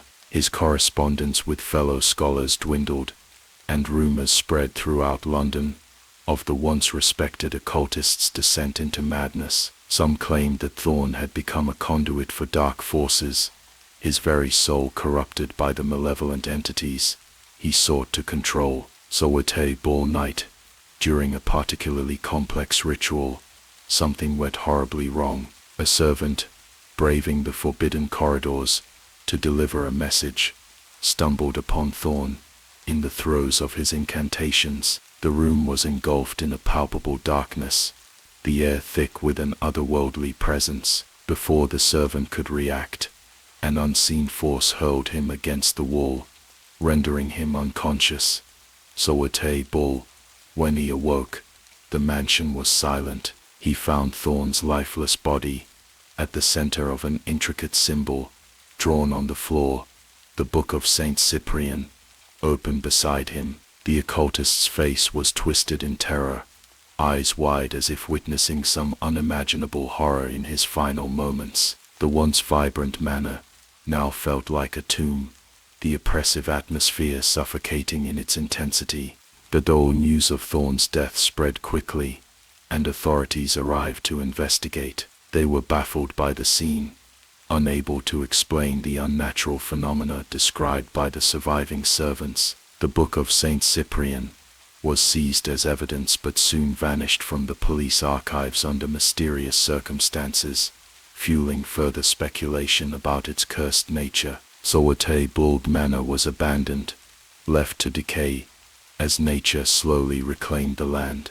Locals avoided the area, believing the mansion to be haunted by the restless spirits of those who had perished within its walls. Over time, the tale of Elias Thorn and his ill-fated obsession with the Book of Saint Cyprian became a cautionary legend among occult circles, a grim reminder of the perils that await those who dare to meddle with forces beyond their comprehension.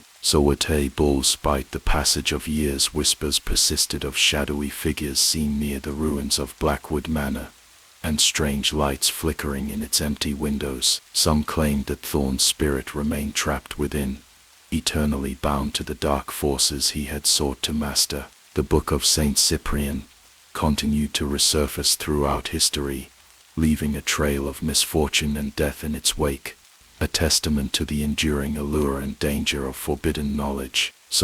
Bull's A Legacy of Elias Thorn serves as a chilling example of the fine line between enlightenment and damnation, a stark warning to those who seek power without understanding the true cost. The Book of Saint Cyprian, with its cryptic incantations and dark rituals, remains a symbol of humanity's insatiable curiosity and the perils that lie hidden in the shadows of our world. In the heart of Transylvania, nestled among the Carpathian Mountains, stood the secluded monastery of Saint Andre. Established in the 14th century, it had long been a bastion against the dark forces that folklore claimed roamed the region. The monks residing within its stone walls were not only devoted to their faith, but also served as guardians against malevolent entities, well versed in ancient rites and exorcisms. One storm-laden evening in the late 19th century, a horse-drawn carriage arrived at the monastery gates. The driver, a local villager, appeared visibly shaken as he recounted his tale to the gatekeeper. He had been hired by a foreigner, an Englishman named Elias Thorn, to transport a peculiar item, a lead-sealed box of considerable weight, from England to Transylvania. Thorn had instructed the driver to deliver the box to the monastery, insisting that only the monks there could handle its contents. The driver confessed that during the journey he had heard unsettling whispers emanating from the box, and shadows seemed to dance around it under the moonlight. The abbot, Father Petru, a man of deep faith and knowledge of the arcane, listened intently to the driver's account. Recognizing the potential danger, he ordered the box to be brought into the sanctified chamber beneath the chapel, a room used exclusively for rituals of purification and containment. The monks gathered around the box, noting the intricate symbols etched into the lead, designed both to contain and to warn. Father Petru identified these markings as ancient sigils meant to trap dark entities. With great caution, the monks unsealed the box, revealing the Book of Saint Cyprian. The air grew heavy, and an oppressive aura filled the chamber. The pages of the grimoire seemed to pulse with a life of their own, and faint whispers echoed off the stone walls. Father Petru immediately recognized the book's malevolent nature and the demonic presence bound within its pages. He resolved that an exorcism was imperative to cleanse the monastery and prevent the entity from wreaking havoc. To all, the monks prepared for the ritual with meticulous care. They fasted and prayed for 3 days, seeking divine protection and guidance. The chapel was adorned with sacred icons, and candles were placed at strategic points to form a protective circle. The scent of burning incense filled the air, creating a barrier against evil. Father Petru donned his ceremonial vestments, embroidered with symbols of faith and protection. To all, as the exorcism commenced, Father Petru recited ancient prayers and invocations, calling upon the power of God to expel the unclean spirit. The other monks chanted in unison, their voices creating a harmonious shield against the darkness. The atmosphere grew tense, the candles flickered violently, and a chilling wind swept through the chapel, despite the lack of any open windows or doors. Suddenly, a guttural voice emanated from the book, speaking in a tongue not heard by human ears for centuries. The entity mocked the monks, recounting their deepest fears and sins. Some of the younger monks faltered, but Father Petru's unwavering faith shone through. He intensified his prayers, holding the crucifix aloft, its presence burning like a beacon in the encroaching darkness. To all, the confrontation reached its climax when the entity, in a final attempt to break free, manifested as a shadowy figure, towering over the monks. Its eyes glowed with malevolence, and its form shifted and writhed, as if composed of smoke and darkness. But the monks held their ground, their chants growing louder and more resolute. With a final resounding prayer, Father Petru commanded the entity to return to the abyss from whence it came. To all, a deafening silence followed, and the oppressive weight that had filled the room lifted. The shadowy figure dissipated, and the Book of Saint Cyprian lay motionless on the altar. The monks, though exhausted, felt a profound sense of relief and divine presence. To prevent any future calamity, Father Petru ordered the book to be sealed once more within the lead box, reinforced with additional sacred symbols and prayers. The box was then buried deep beneath the monastery, in a chamber accessible only to the abbot and his successor. To all, the monastery returned to its tranquil existence, the events surrounding the exorcism becoming a guarded secret among the monks. However, whispers of the Book of Saint Cyprian and the bravery of the Transylvanian monks spread throughout the region, adding another chapter to the rich tapestry of local folklore. Travelers and villagers alike spoke of the monastery's role in safeguarding humanity from the unseen evils that lurked in the shadows, and the tale served as a reminder of the enduring battle between light and darkness. To all, years later, during renovations of the monastery, the sealed chamber was inadvertently uncovered. Curious workers, unaware of the box's contents and the dangers it held, attempted to open it.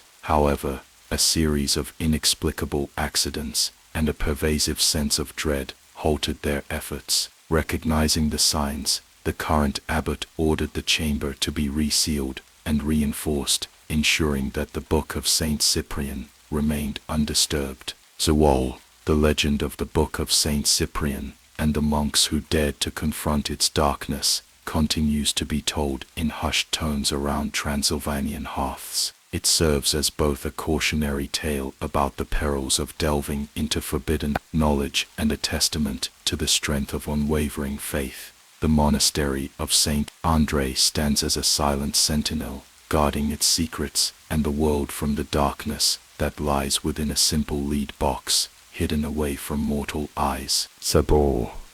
In the early 20th century, A resurgence of interest in esoteric traditions and occult practices swept across Europe.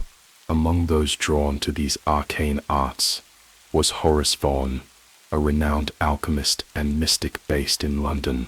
Vaughan had dedicated his life to unraveling the mysteries of the universe, seeking the elusive philosopher's stone and the secrets of immortality.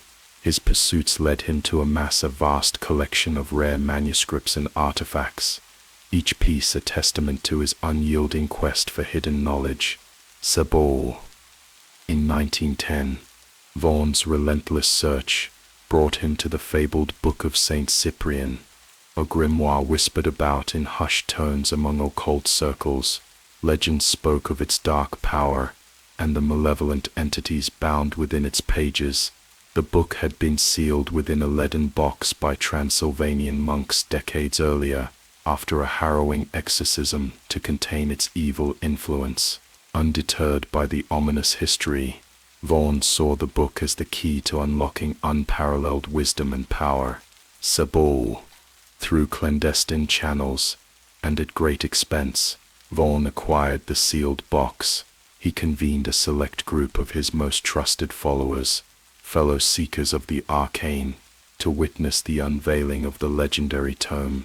They gathered in the dimly lit chamber of Vaughan's manor, the air thick with anticipation and the scent of burning incense.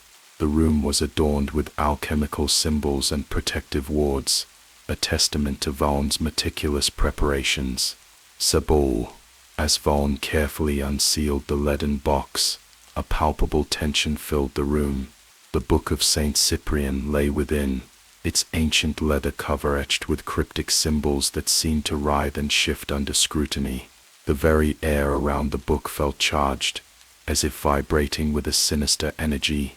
Vaughan, his eyes gleaming with a mix of excitement and trepidation, opened the grimoire, revealing pages filled with intricate illustrations and indecipherable text. Sabor.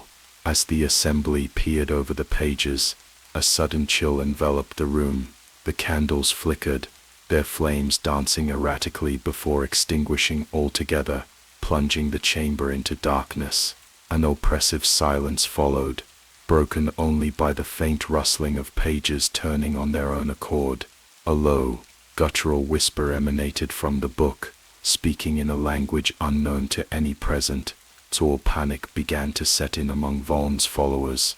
One by one, they felt an inexplicable force tugging at their very essence, as if unseen hands were reaching into their souls. Their life force seemed to drain away, leaving them pale and lifeless, their eyes hollow and devoid of the spark of life. The book appeared to absorb this energy, its pages glowing with an eerie luminescence as it consumed the souls of those gathered. When Vaughan spoke in horror as his companions fell around him, their bodies collapsing like marionettes with their strings severed. Realizing the grave mistake he had made, he attempted to close the book, but an invisible force held it open, resisting his efforts. Desperation clawed at his mind as he recited protective incantations, but his words fell flat, swallowed by the oppressive darkness that now filled the room. Sabor. In a final act of defiance, Vaughan grabbed a nearby atham, a ceremonial dagger, and attempted to sever the connection between the book and the physical realm. As the blade made contact with the grimoire, a blinding light erupted, accompanied by a deafening roar. Vaughan was thrown backward, losing consciousness as the world around him dissolved into chaos. Jabul. When he awoke, the chamber was in shambles. The bodies of his followers lay motionless, their faces etched with expressions of terror. The Book of Saint Cyprian was closed, its malevolent energy seemingly dormant once more. Haunted by the catastrophic consequences of his hubris, Vaughan resolved to contain the evil he had unleashed. He resealed the grimoire within the leaden box, inscribing it with additional wards and sigils in hopes of preventing any future tampering. To Oz, Vaughan's tale serves as a grim reminder of the perils inherent in the pursuit of forbidden knowledge. The Book of Saint Cyprian, with its insidious allure, continues to tempt those who seek its secrets, leaving a trail of despair and death in its wake. The souls it has devoured remain trapped within its pages, their eternal torment a testament to the book's unholy power. To woes, despite Vaughan's efforts to secure the grimoire, whispers of its existence persisted, drawing the curious and the foolhardy alike. Each new encounter with the book adds to its dark legacy, weaving a tapestry of horror that spans generations. The Book of Saint Cyprian remains a beacon to those who would dare to unlock its secrets, a Pandora's box of eldritch knowledge that exacts a terrible price from all who seek its wisdom. To woes, the story of horrors Vaughan's and his ill-fated communion with the Book of Saint Cyprian underscores the age-old adage, some doors are best left unopened, and some knowledge is too perilous for the mortal mind to bear. The chilling winds swept fiercely across the jagged cliffs, overlooking the boundless waters of the Black Sea. The year was 1952, and beneath the indifferent gaze of a dying moon, a small procession of robed figures made their way through the dense mist. These were no ordinary men. They were monks and priests drawn from isolated monasteries, their faces marked by fear and resolve, bound tightly in iron chains, etched with forgotten symbols. They carried the accursed artifact, the Book of Saint Cyprian. The weight of centuries pressed heavily on their shoulders as they moved in silence, each man haunted by the stories surrounding the tome. Wherever the book appeared, it left behind ruin, families driven to madness, livestock found lifeless and contorted, entire villages swallowed by despair. And now, after countless failed attempts to contain its influence, a decision was made to cast it into oblivion. The destination was deliberate, an ancient abyssal trench hidden beneath the waves of the Black Sea, known to the few who dared speak of it as a passage to realms untouched by light. Locals refused to fish those waters, claiming the abyss devoured more than just ships. It swallowed men's souls. As they neared the edge of the precipice, the cold air thickened, pressing against their lungs like invisible hands, urging them to retreat. Among them was Brother Mikhail, the youngest and least seasoned, clutching his crucifix so tightly that the wood cut into his palm. He could already hear it, the book whispering from within its bindings. It called his name softly, promising unimaginable power, secrets to shatter the veil between life and death. The others must have heard it too, but none dared speak as they pressed forward. At the cliff's edge, Father Gregor, the eldest among them, raised his hand and began to chant.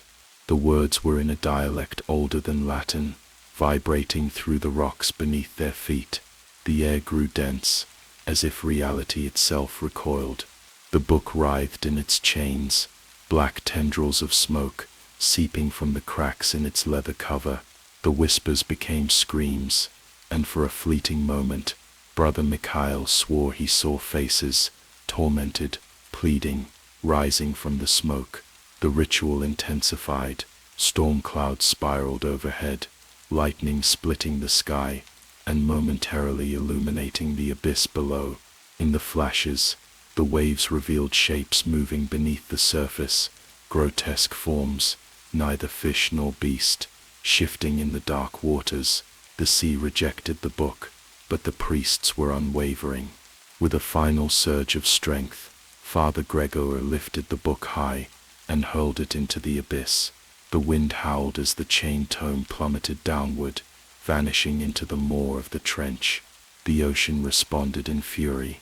Towering waves battered the cliffside, and an eerie light glowed faintly beneath the black water. Before being swallowed whole, silence fell. The storm ceased as abruptly as it began. The priests, shivering and exhausted, fell to their knees. The air no longer felt suffocating, yet no one spoke. They all felt it, the sense that they had only delayed, not ended, the nightmare. In the following years, unsettling rumors persisted. Fishermen claimed to see strange lights beneath the water late at night. Divers who ventured near the trench disappeared without a trace. Instruments used to measure the trench's depths malfunctioned or returned garbled data, as if something within the darkness distorted reality itself. Some whispered that the book had not been destroyed at all, that it now rests at the bottom of the sea, waiting, and that the ancient trench was not merely a geological feature, but a scar left by something older than the earth itself, a gate sealed by desperation, but never truly locked. To this day, those who live along the shores of the Black Sea avoid that part of the coast.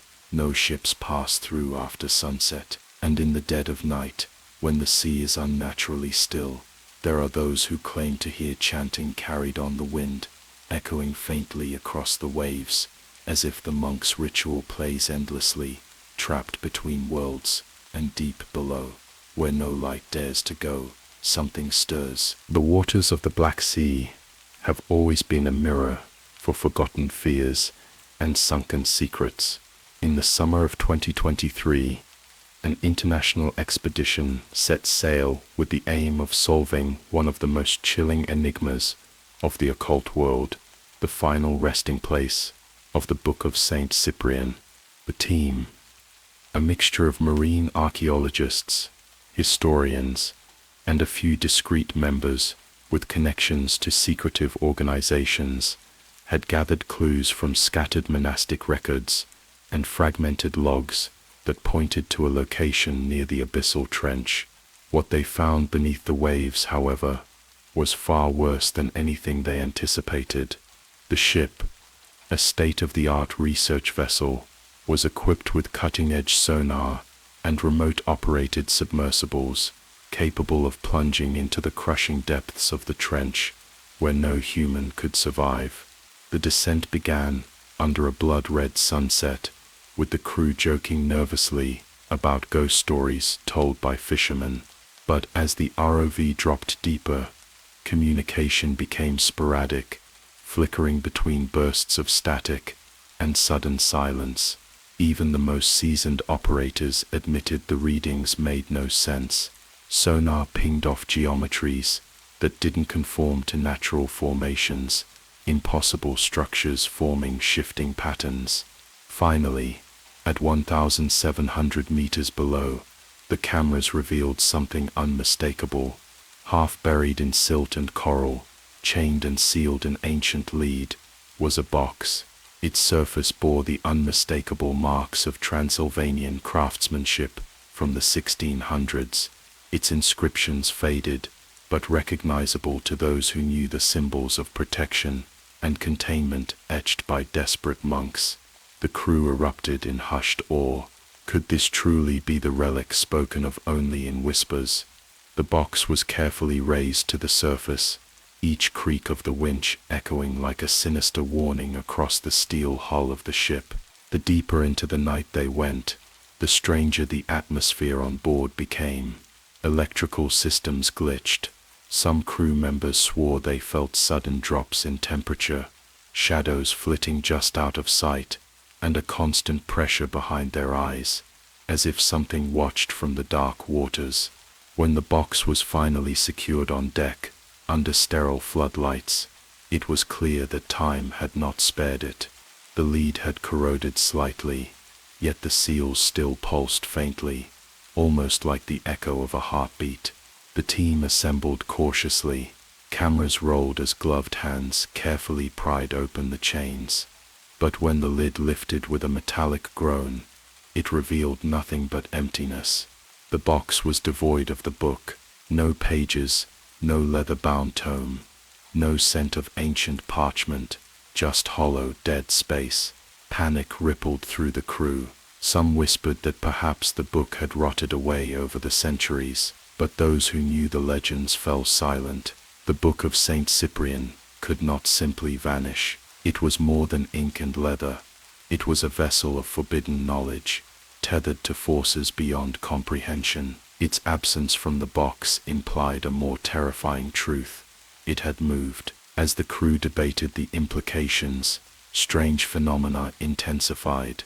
The ship's compass spun wildly, navigational systems malfunctioned, and at night, some members claimed to hear faint chanting from the ocean itself. Footage from the ROV, reviewed later, revealed brief frames where shapes vague, humanoid, and grotesquely elongated could be seen drifting through the abyss, watching the submersible from the shadows. One diver, a seasoned veteran of countless deep-sea explorations, collapsed on deck, muttering incoherently about an eye in the deep and whispers that burrowed into the skull. He was evacuated as soon as they returned to port, though no clear diagnosis was ever made, and his condition only deteriorated further with time. Upon returning to land, the empty box was sealed again and transported to a secure facility. Yet even behind reinforced glass and sacred wards, the team's specialists remained uneasy. What disturbed them most was the absence of any disturbance in the sediment surrounding the box when it was found. It was as if the artifact had been carefully removed without disturbing the ocean floor, an act impossible by natural means at such crushing depths. Worse still, fishermen along the coasts near the trench soon reported a resurgence of eerie happenings. Boats drifting back to port unmanned, eerie lights beneath the waves, entire catches of fish washing ashore, twisted and eyeless. Legends once confined to hushed voices around village fires returned with renewed vigor. Some spoke of a shadow that now moved beneath the waves, hungry and waiting. And then there were the dreams. Members of the expedition began reporting the same nightmare, an ancient cathedral beneath the sea, its spires stretching into the abyss,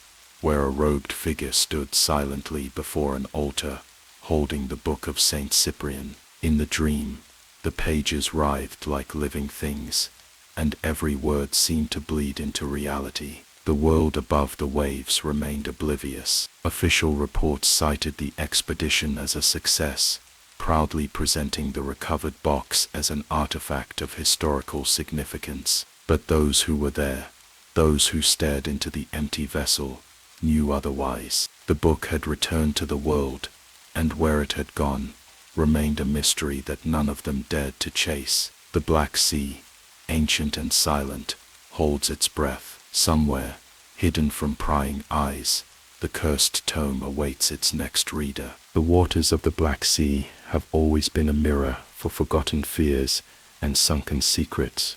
In the summer of 2023, an international expedition set sail with the aim of solving one of the most chilling enigmas of the occult world, the final resting place of the Book of Saint Cyprian.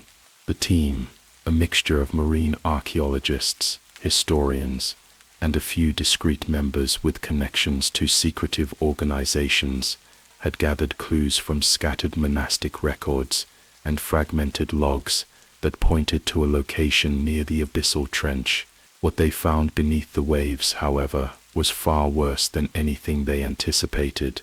The ship, a state-of-the-art research vessel, was equipped with cutting-edge sonar and remote-operated submersibles, capable of plunging into the crushing depths of the trench, where no human could survive. The descent began under a blood-red sunset, with the crew joking nervously about ghost stories told by fishermen. But as the ROV dropped deeper, communication became sporadic, flickering between bursts of static and sudden silence. Even the most seasoned operators admitted the readings made no sense. Sonar pinged off geometries that didn't conform to natural formations, impossible structures forming shifting patterns. Finally, at 1,700 meters below, the cameras revealed something unmistakable. Half buried in silt and coral, chained and sealed in ancient lead, was a box. Its surface bore the unmistakable marks of Transylvanian craftsmanship from the 1600s, its inscriptions faded, but recognizable to those who knew the symbols of protection and containment etched by desperate monks. The crew erupted in hushed awe. Could this truly be the relic spoken of only in whispers? The box was carefully raised to the surface, each creak of the winch echoing like a sinister warning across the steel hull of the ship. The deeper into the night they went, the stranger the atmosphere on board became. Electrical systems glitched. Some crew members swore they felt sudden drops in temperature, shadows flitting just out of sight, and a constant pressure behind their eyes, as if something watched from the dark waters. When the box was finally secured on deck, under sterile floodlights, it was clear that time had not spared it. The lead had corroded slightly, yet the seals still pulsed faintly, almost like the echo of a heartbeat. The team assembled cautiously. Cameras rolled as gloved hands carefully pried open the chains, but when the lid lifted with a metallic groan, it revealed nothing but emptiness. The box was devoid of the book. No pages, no leather-bound tome, no scent of ancient parchment, just hollow, dead space. Panic rippled through the crew. Some whispered that perhaps the book had rotted away over the centuries, but those who knew the legends fell silent. The Book of Saint Cyprian could not simply vanish. It was more than ink and leather. It was a vessel of forbidden knowledge, tethered to forces beyond comprehension. Its absence from the box implied a more terrifying truth.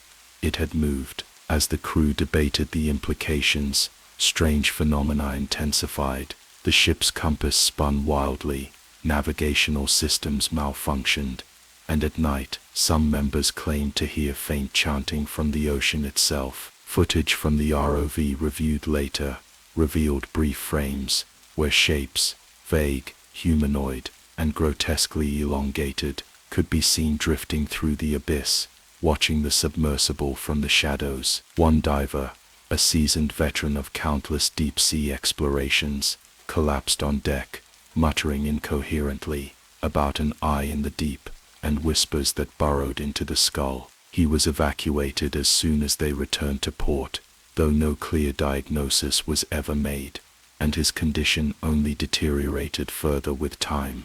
Upon returning to land, the empty box was sealed again and transported to a secure facility. Yet even behind reinforced glass and sacred wards, the team's specialists remained uneasy. What disturbed them most was the absence of any disturbance in the sediment surrounding the box when it was found. It was as if the artifact had been carefully removed without disturbing the ocean floor, an act impossible by natural means at such crushing depths. Worse still, fishermen along the coasts near the trench soon reported a resurgence of eerie happenings. Boats drifting back to port unmanned, eerie lights beneath the waves, entire catches of fish washing ashore, twisted and eyeless. Legends, once confined to hushed voices around village fires, returned with renewed vigor. Some spoke of a shadow that now moved beneath the waves, hungry and waiting. And then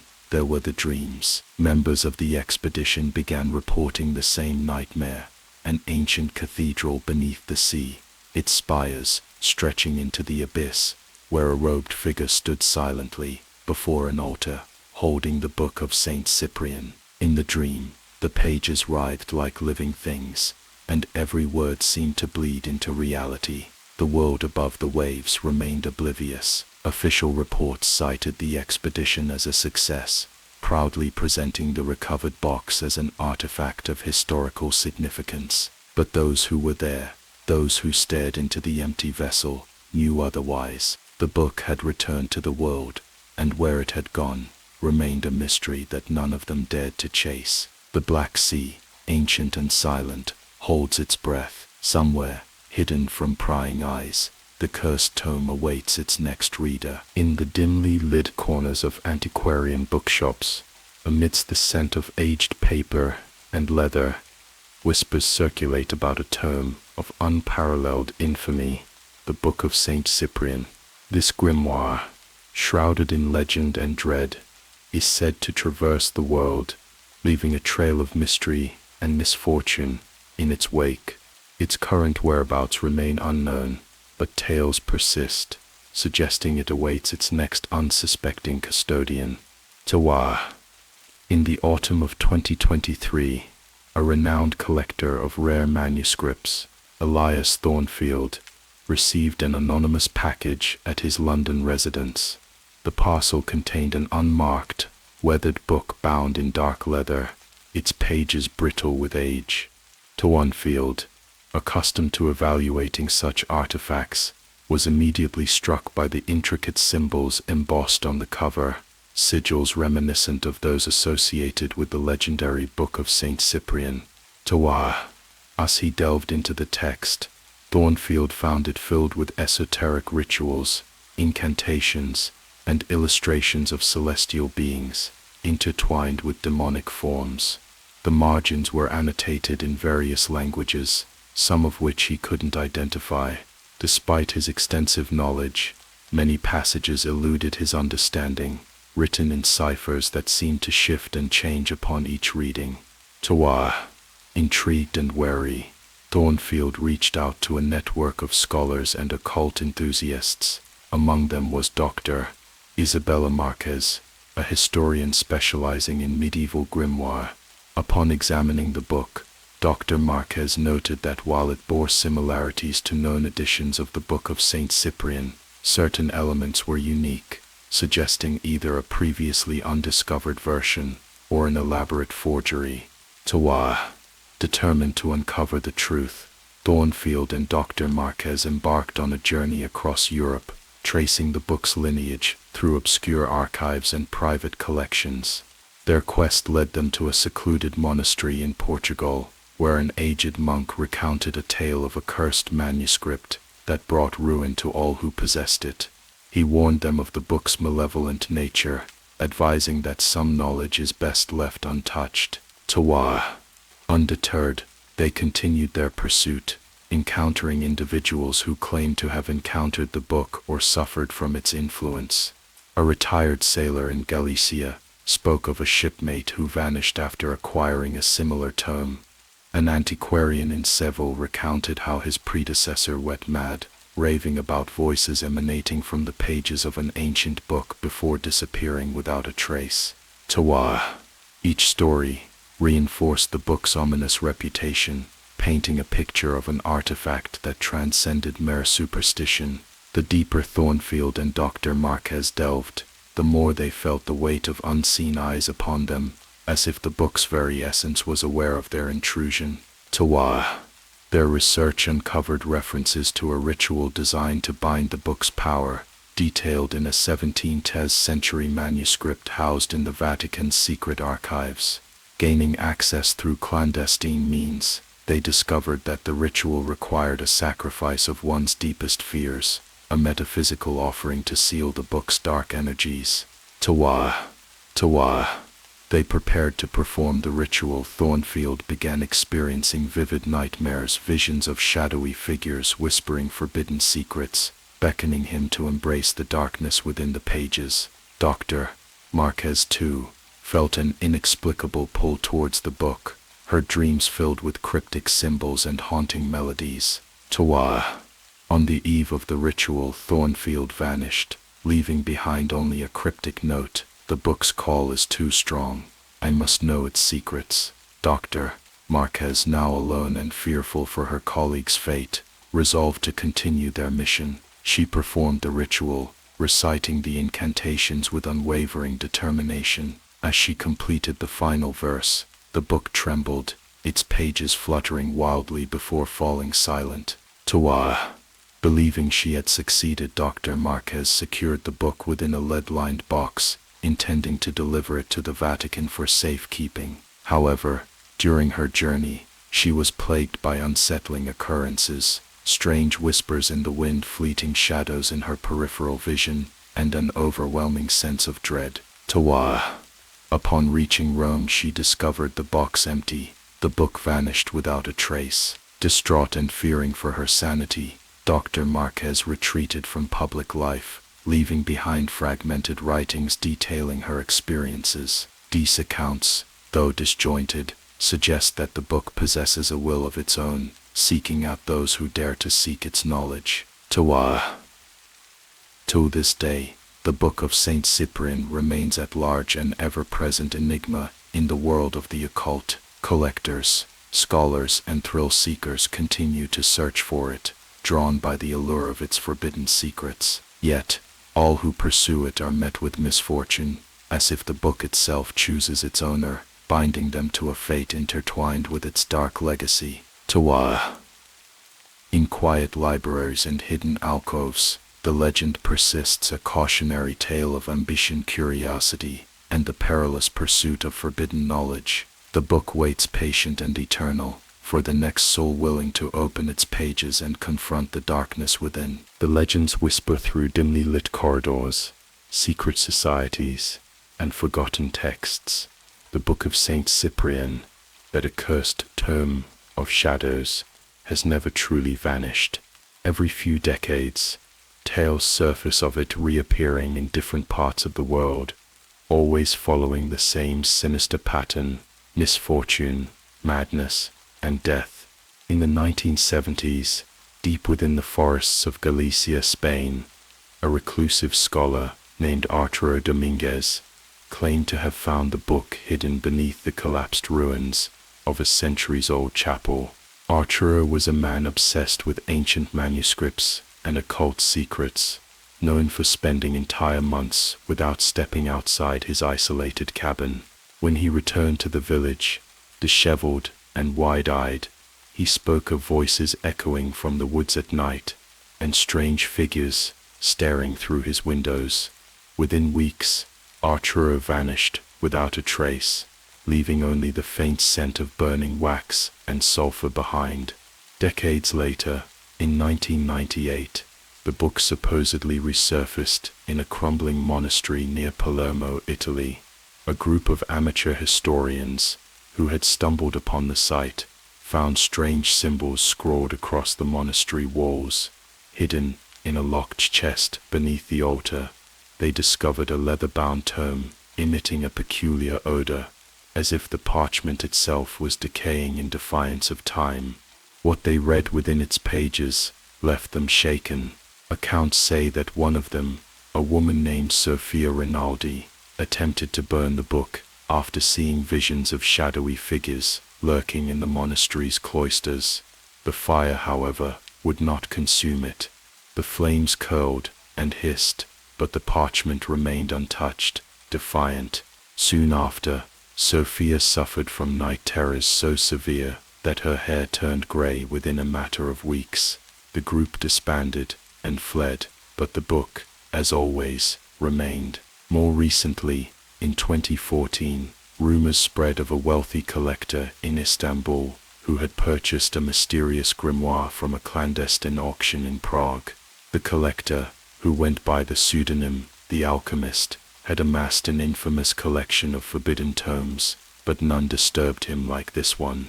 Guests visiting his mansion described an oppressive atmosphere and the unnerving sensation of being watched.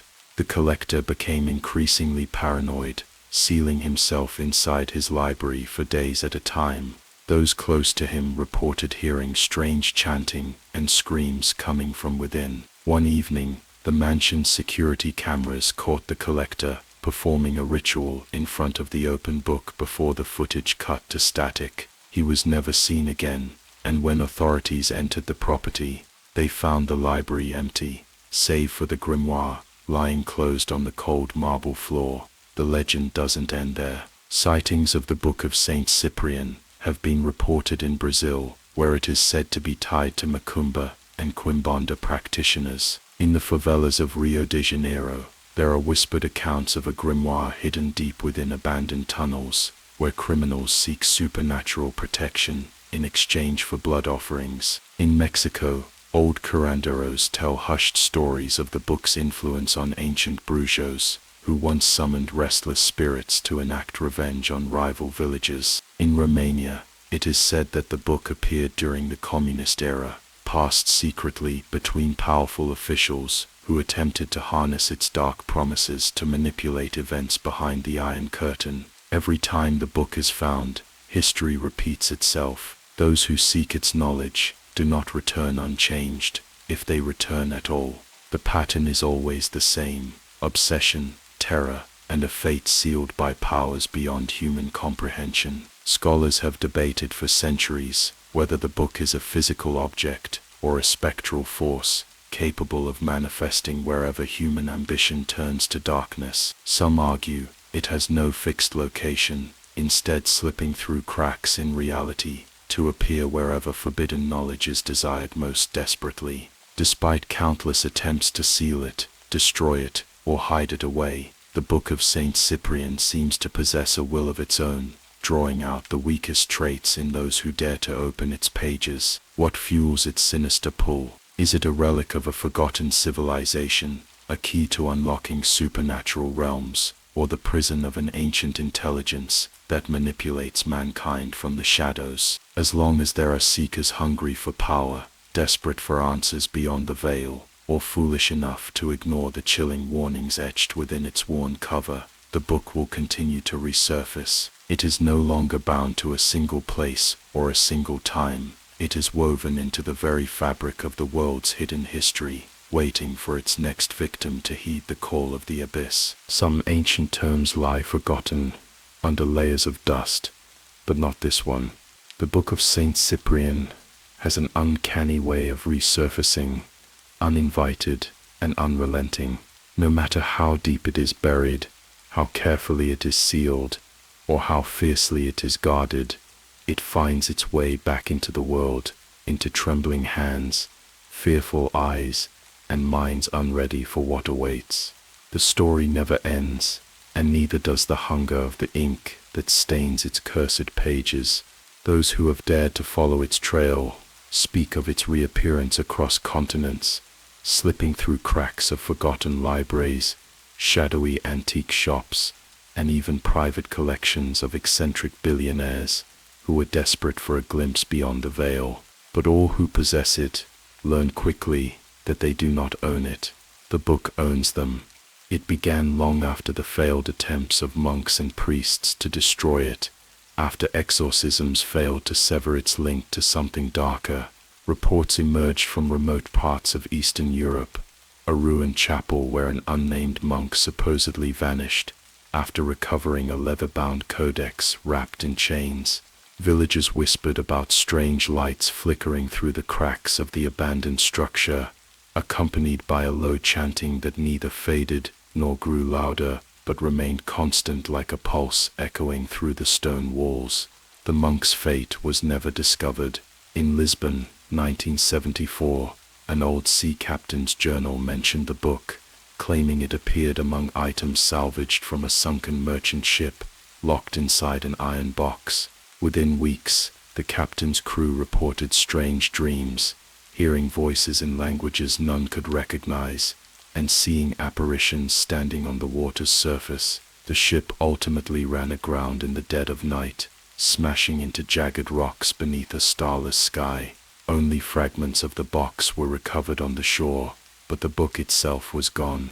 Then there was Buenos Aires in 1993. A private collector's gallery mysteriously burned to the ground after the acquisition of what was rumored to be the original manuscript of the Book of Saint Cyprian. Witnesses spoke of a lingering smell of sulfur and the unsettling sensation of being watched as they sifted through the ash. Strangely, none of the other relics survived. Only the book's metal casing, intact but ominously empty, was found amid the wreckage. These accounts are eerily similar, as if the book plants echoes of itself across history, like a ghost perpetually replicating its horror. Even today, there are murmurs of the book manifesting in disparate regions. A hiker in the Carpathian Mountains stumbling upon it, nestled within the hollow of a blackened oak tree, or a fisherman in India finding it wrapped in soaked linen within the belly of a rotting whale carcass. Each encounter ends the same: whispers of madness, disappearances, or sudden and unexplained deaths. Its patterns are chillingly precise. The book surfaces only to those vulnerable to its siren call, seekers of forbidden knowledge, desperate souls flirting with powers far beyond human comprehension. Once it selects its next victim, their fates twist into tragedies steeped in terror. One tale speaks of a Parisian scholar in 2008 who believed he could unlock the grimoire's deeper mysteries through mathematical codes and linguistics. What followed was a descent into obsession as he vanished from public view, leaving behind incomprehensible diagrams scrawled in ink and blood across his apartment walls. When authorities finally entered, they found an empty room save for the book resting on an altar, open to a page with living symbols writhing upon its surface, only to vanish moments later into thin air. Authorities dismissed it as hysteria, but those who know, those who have traced the book's legend, understand it was another silent reclamation, an unending pattern.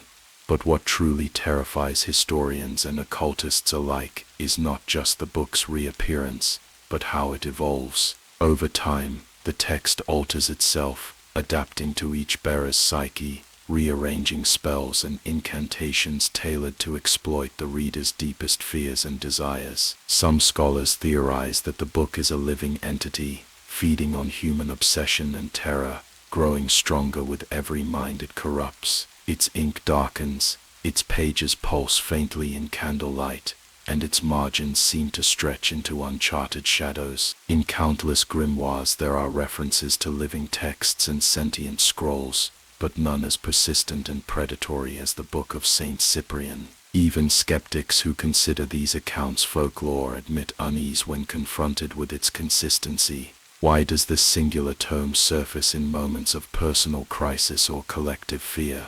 Why does it resist destruction and defy time itself? Some whisper that it's no longer merely a grimoire but a gateway to an intelligence beyond reality, bound neither by physical laws nor the limits of mortal minds. As rumors spread through online forums and secret gatherings of modern occult circles, a disturbing pattern emerges, a growing sense that the book is calling once more. Whispers in the dark suggest that it is not hidden but simply waiting, perhaps already close to someone watching now, ready to turn the page.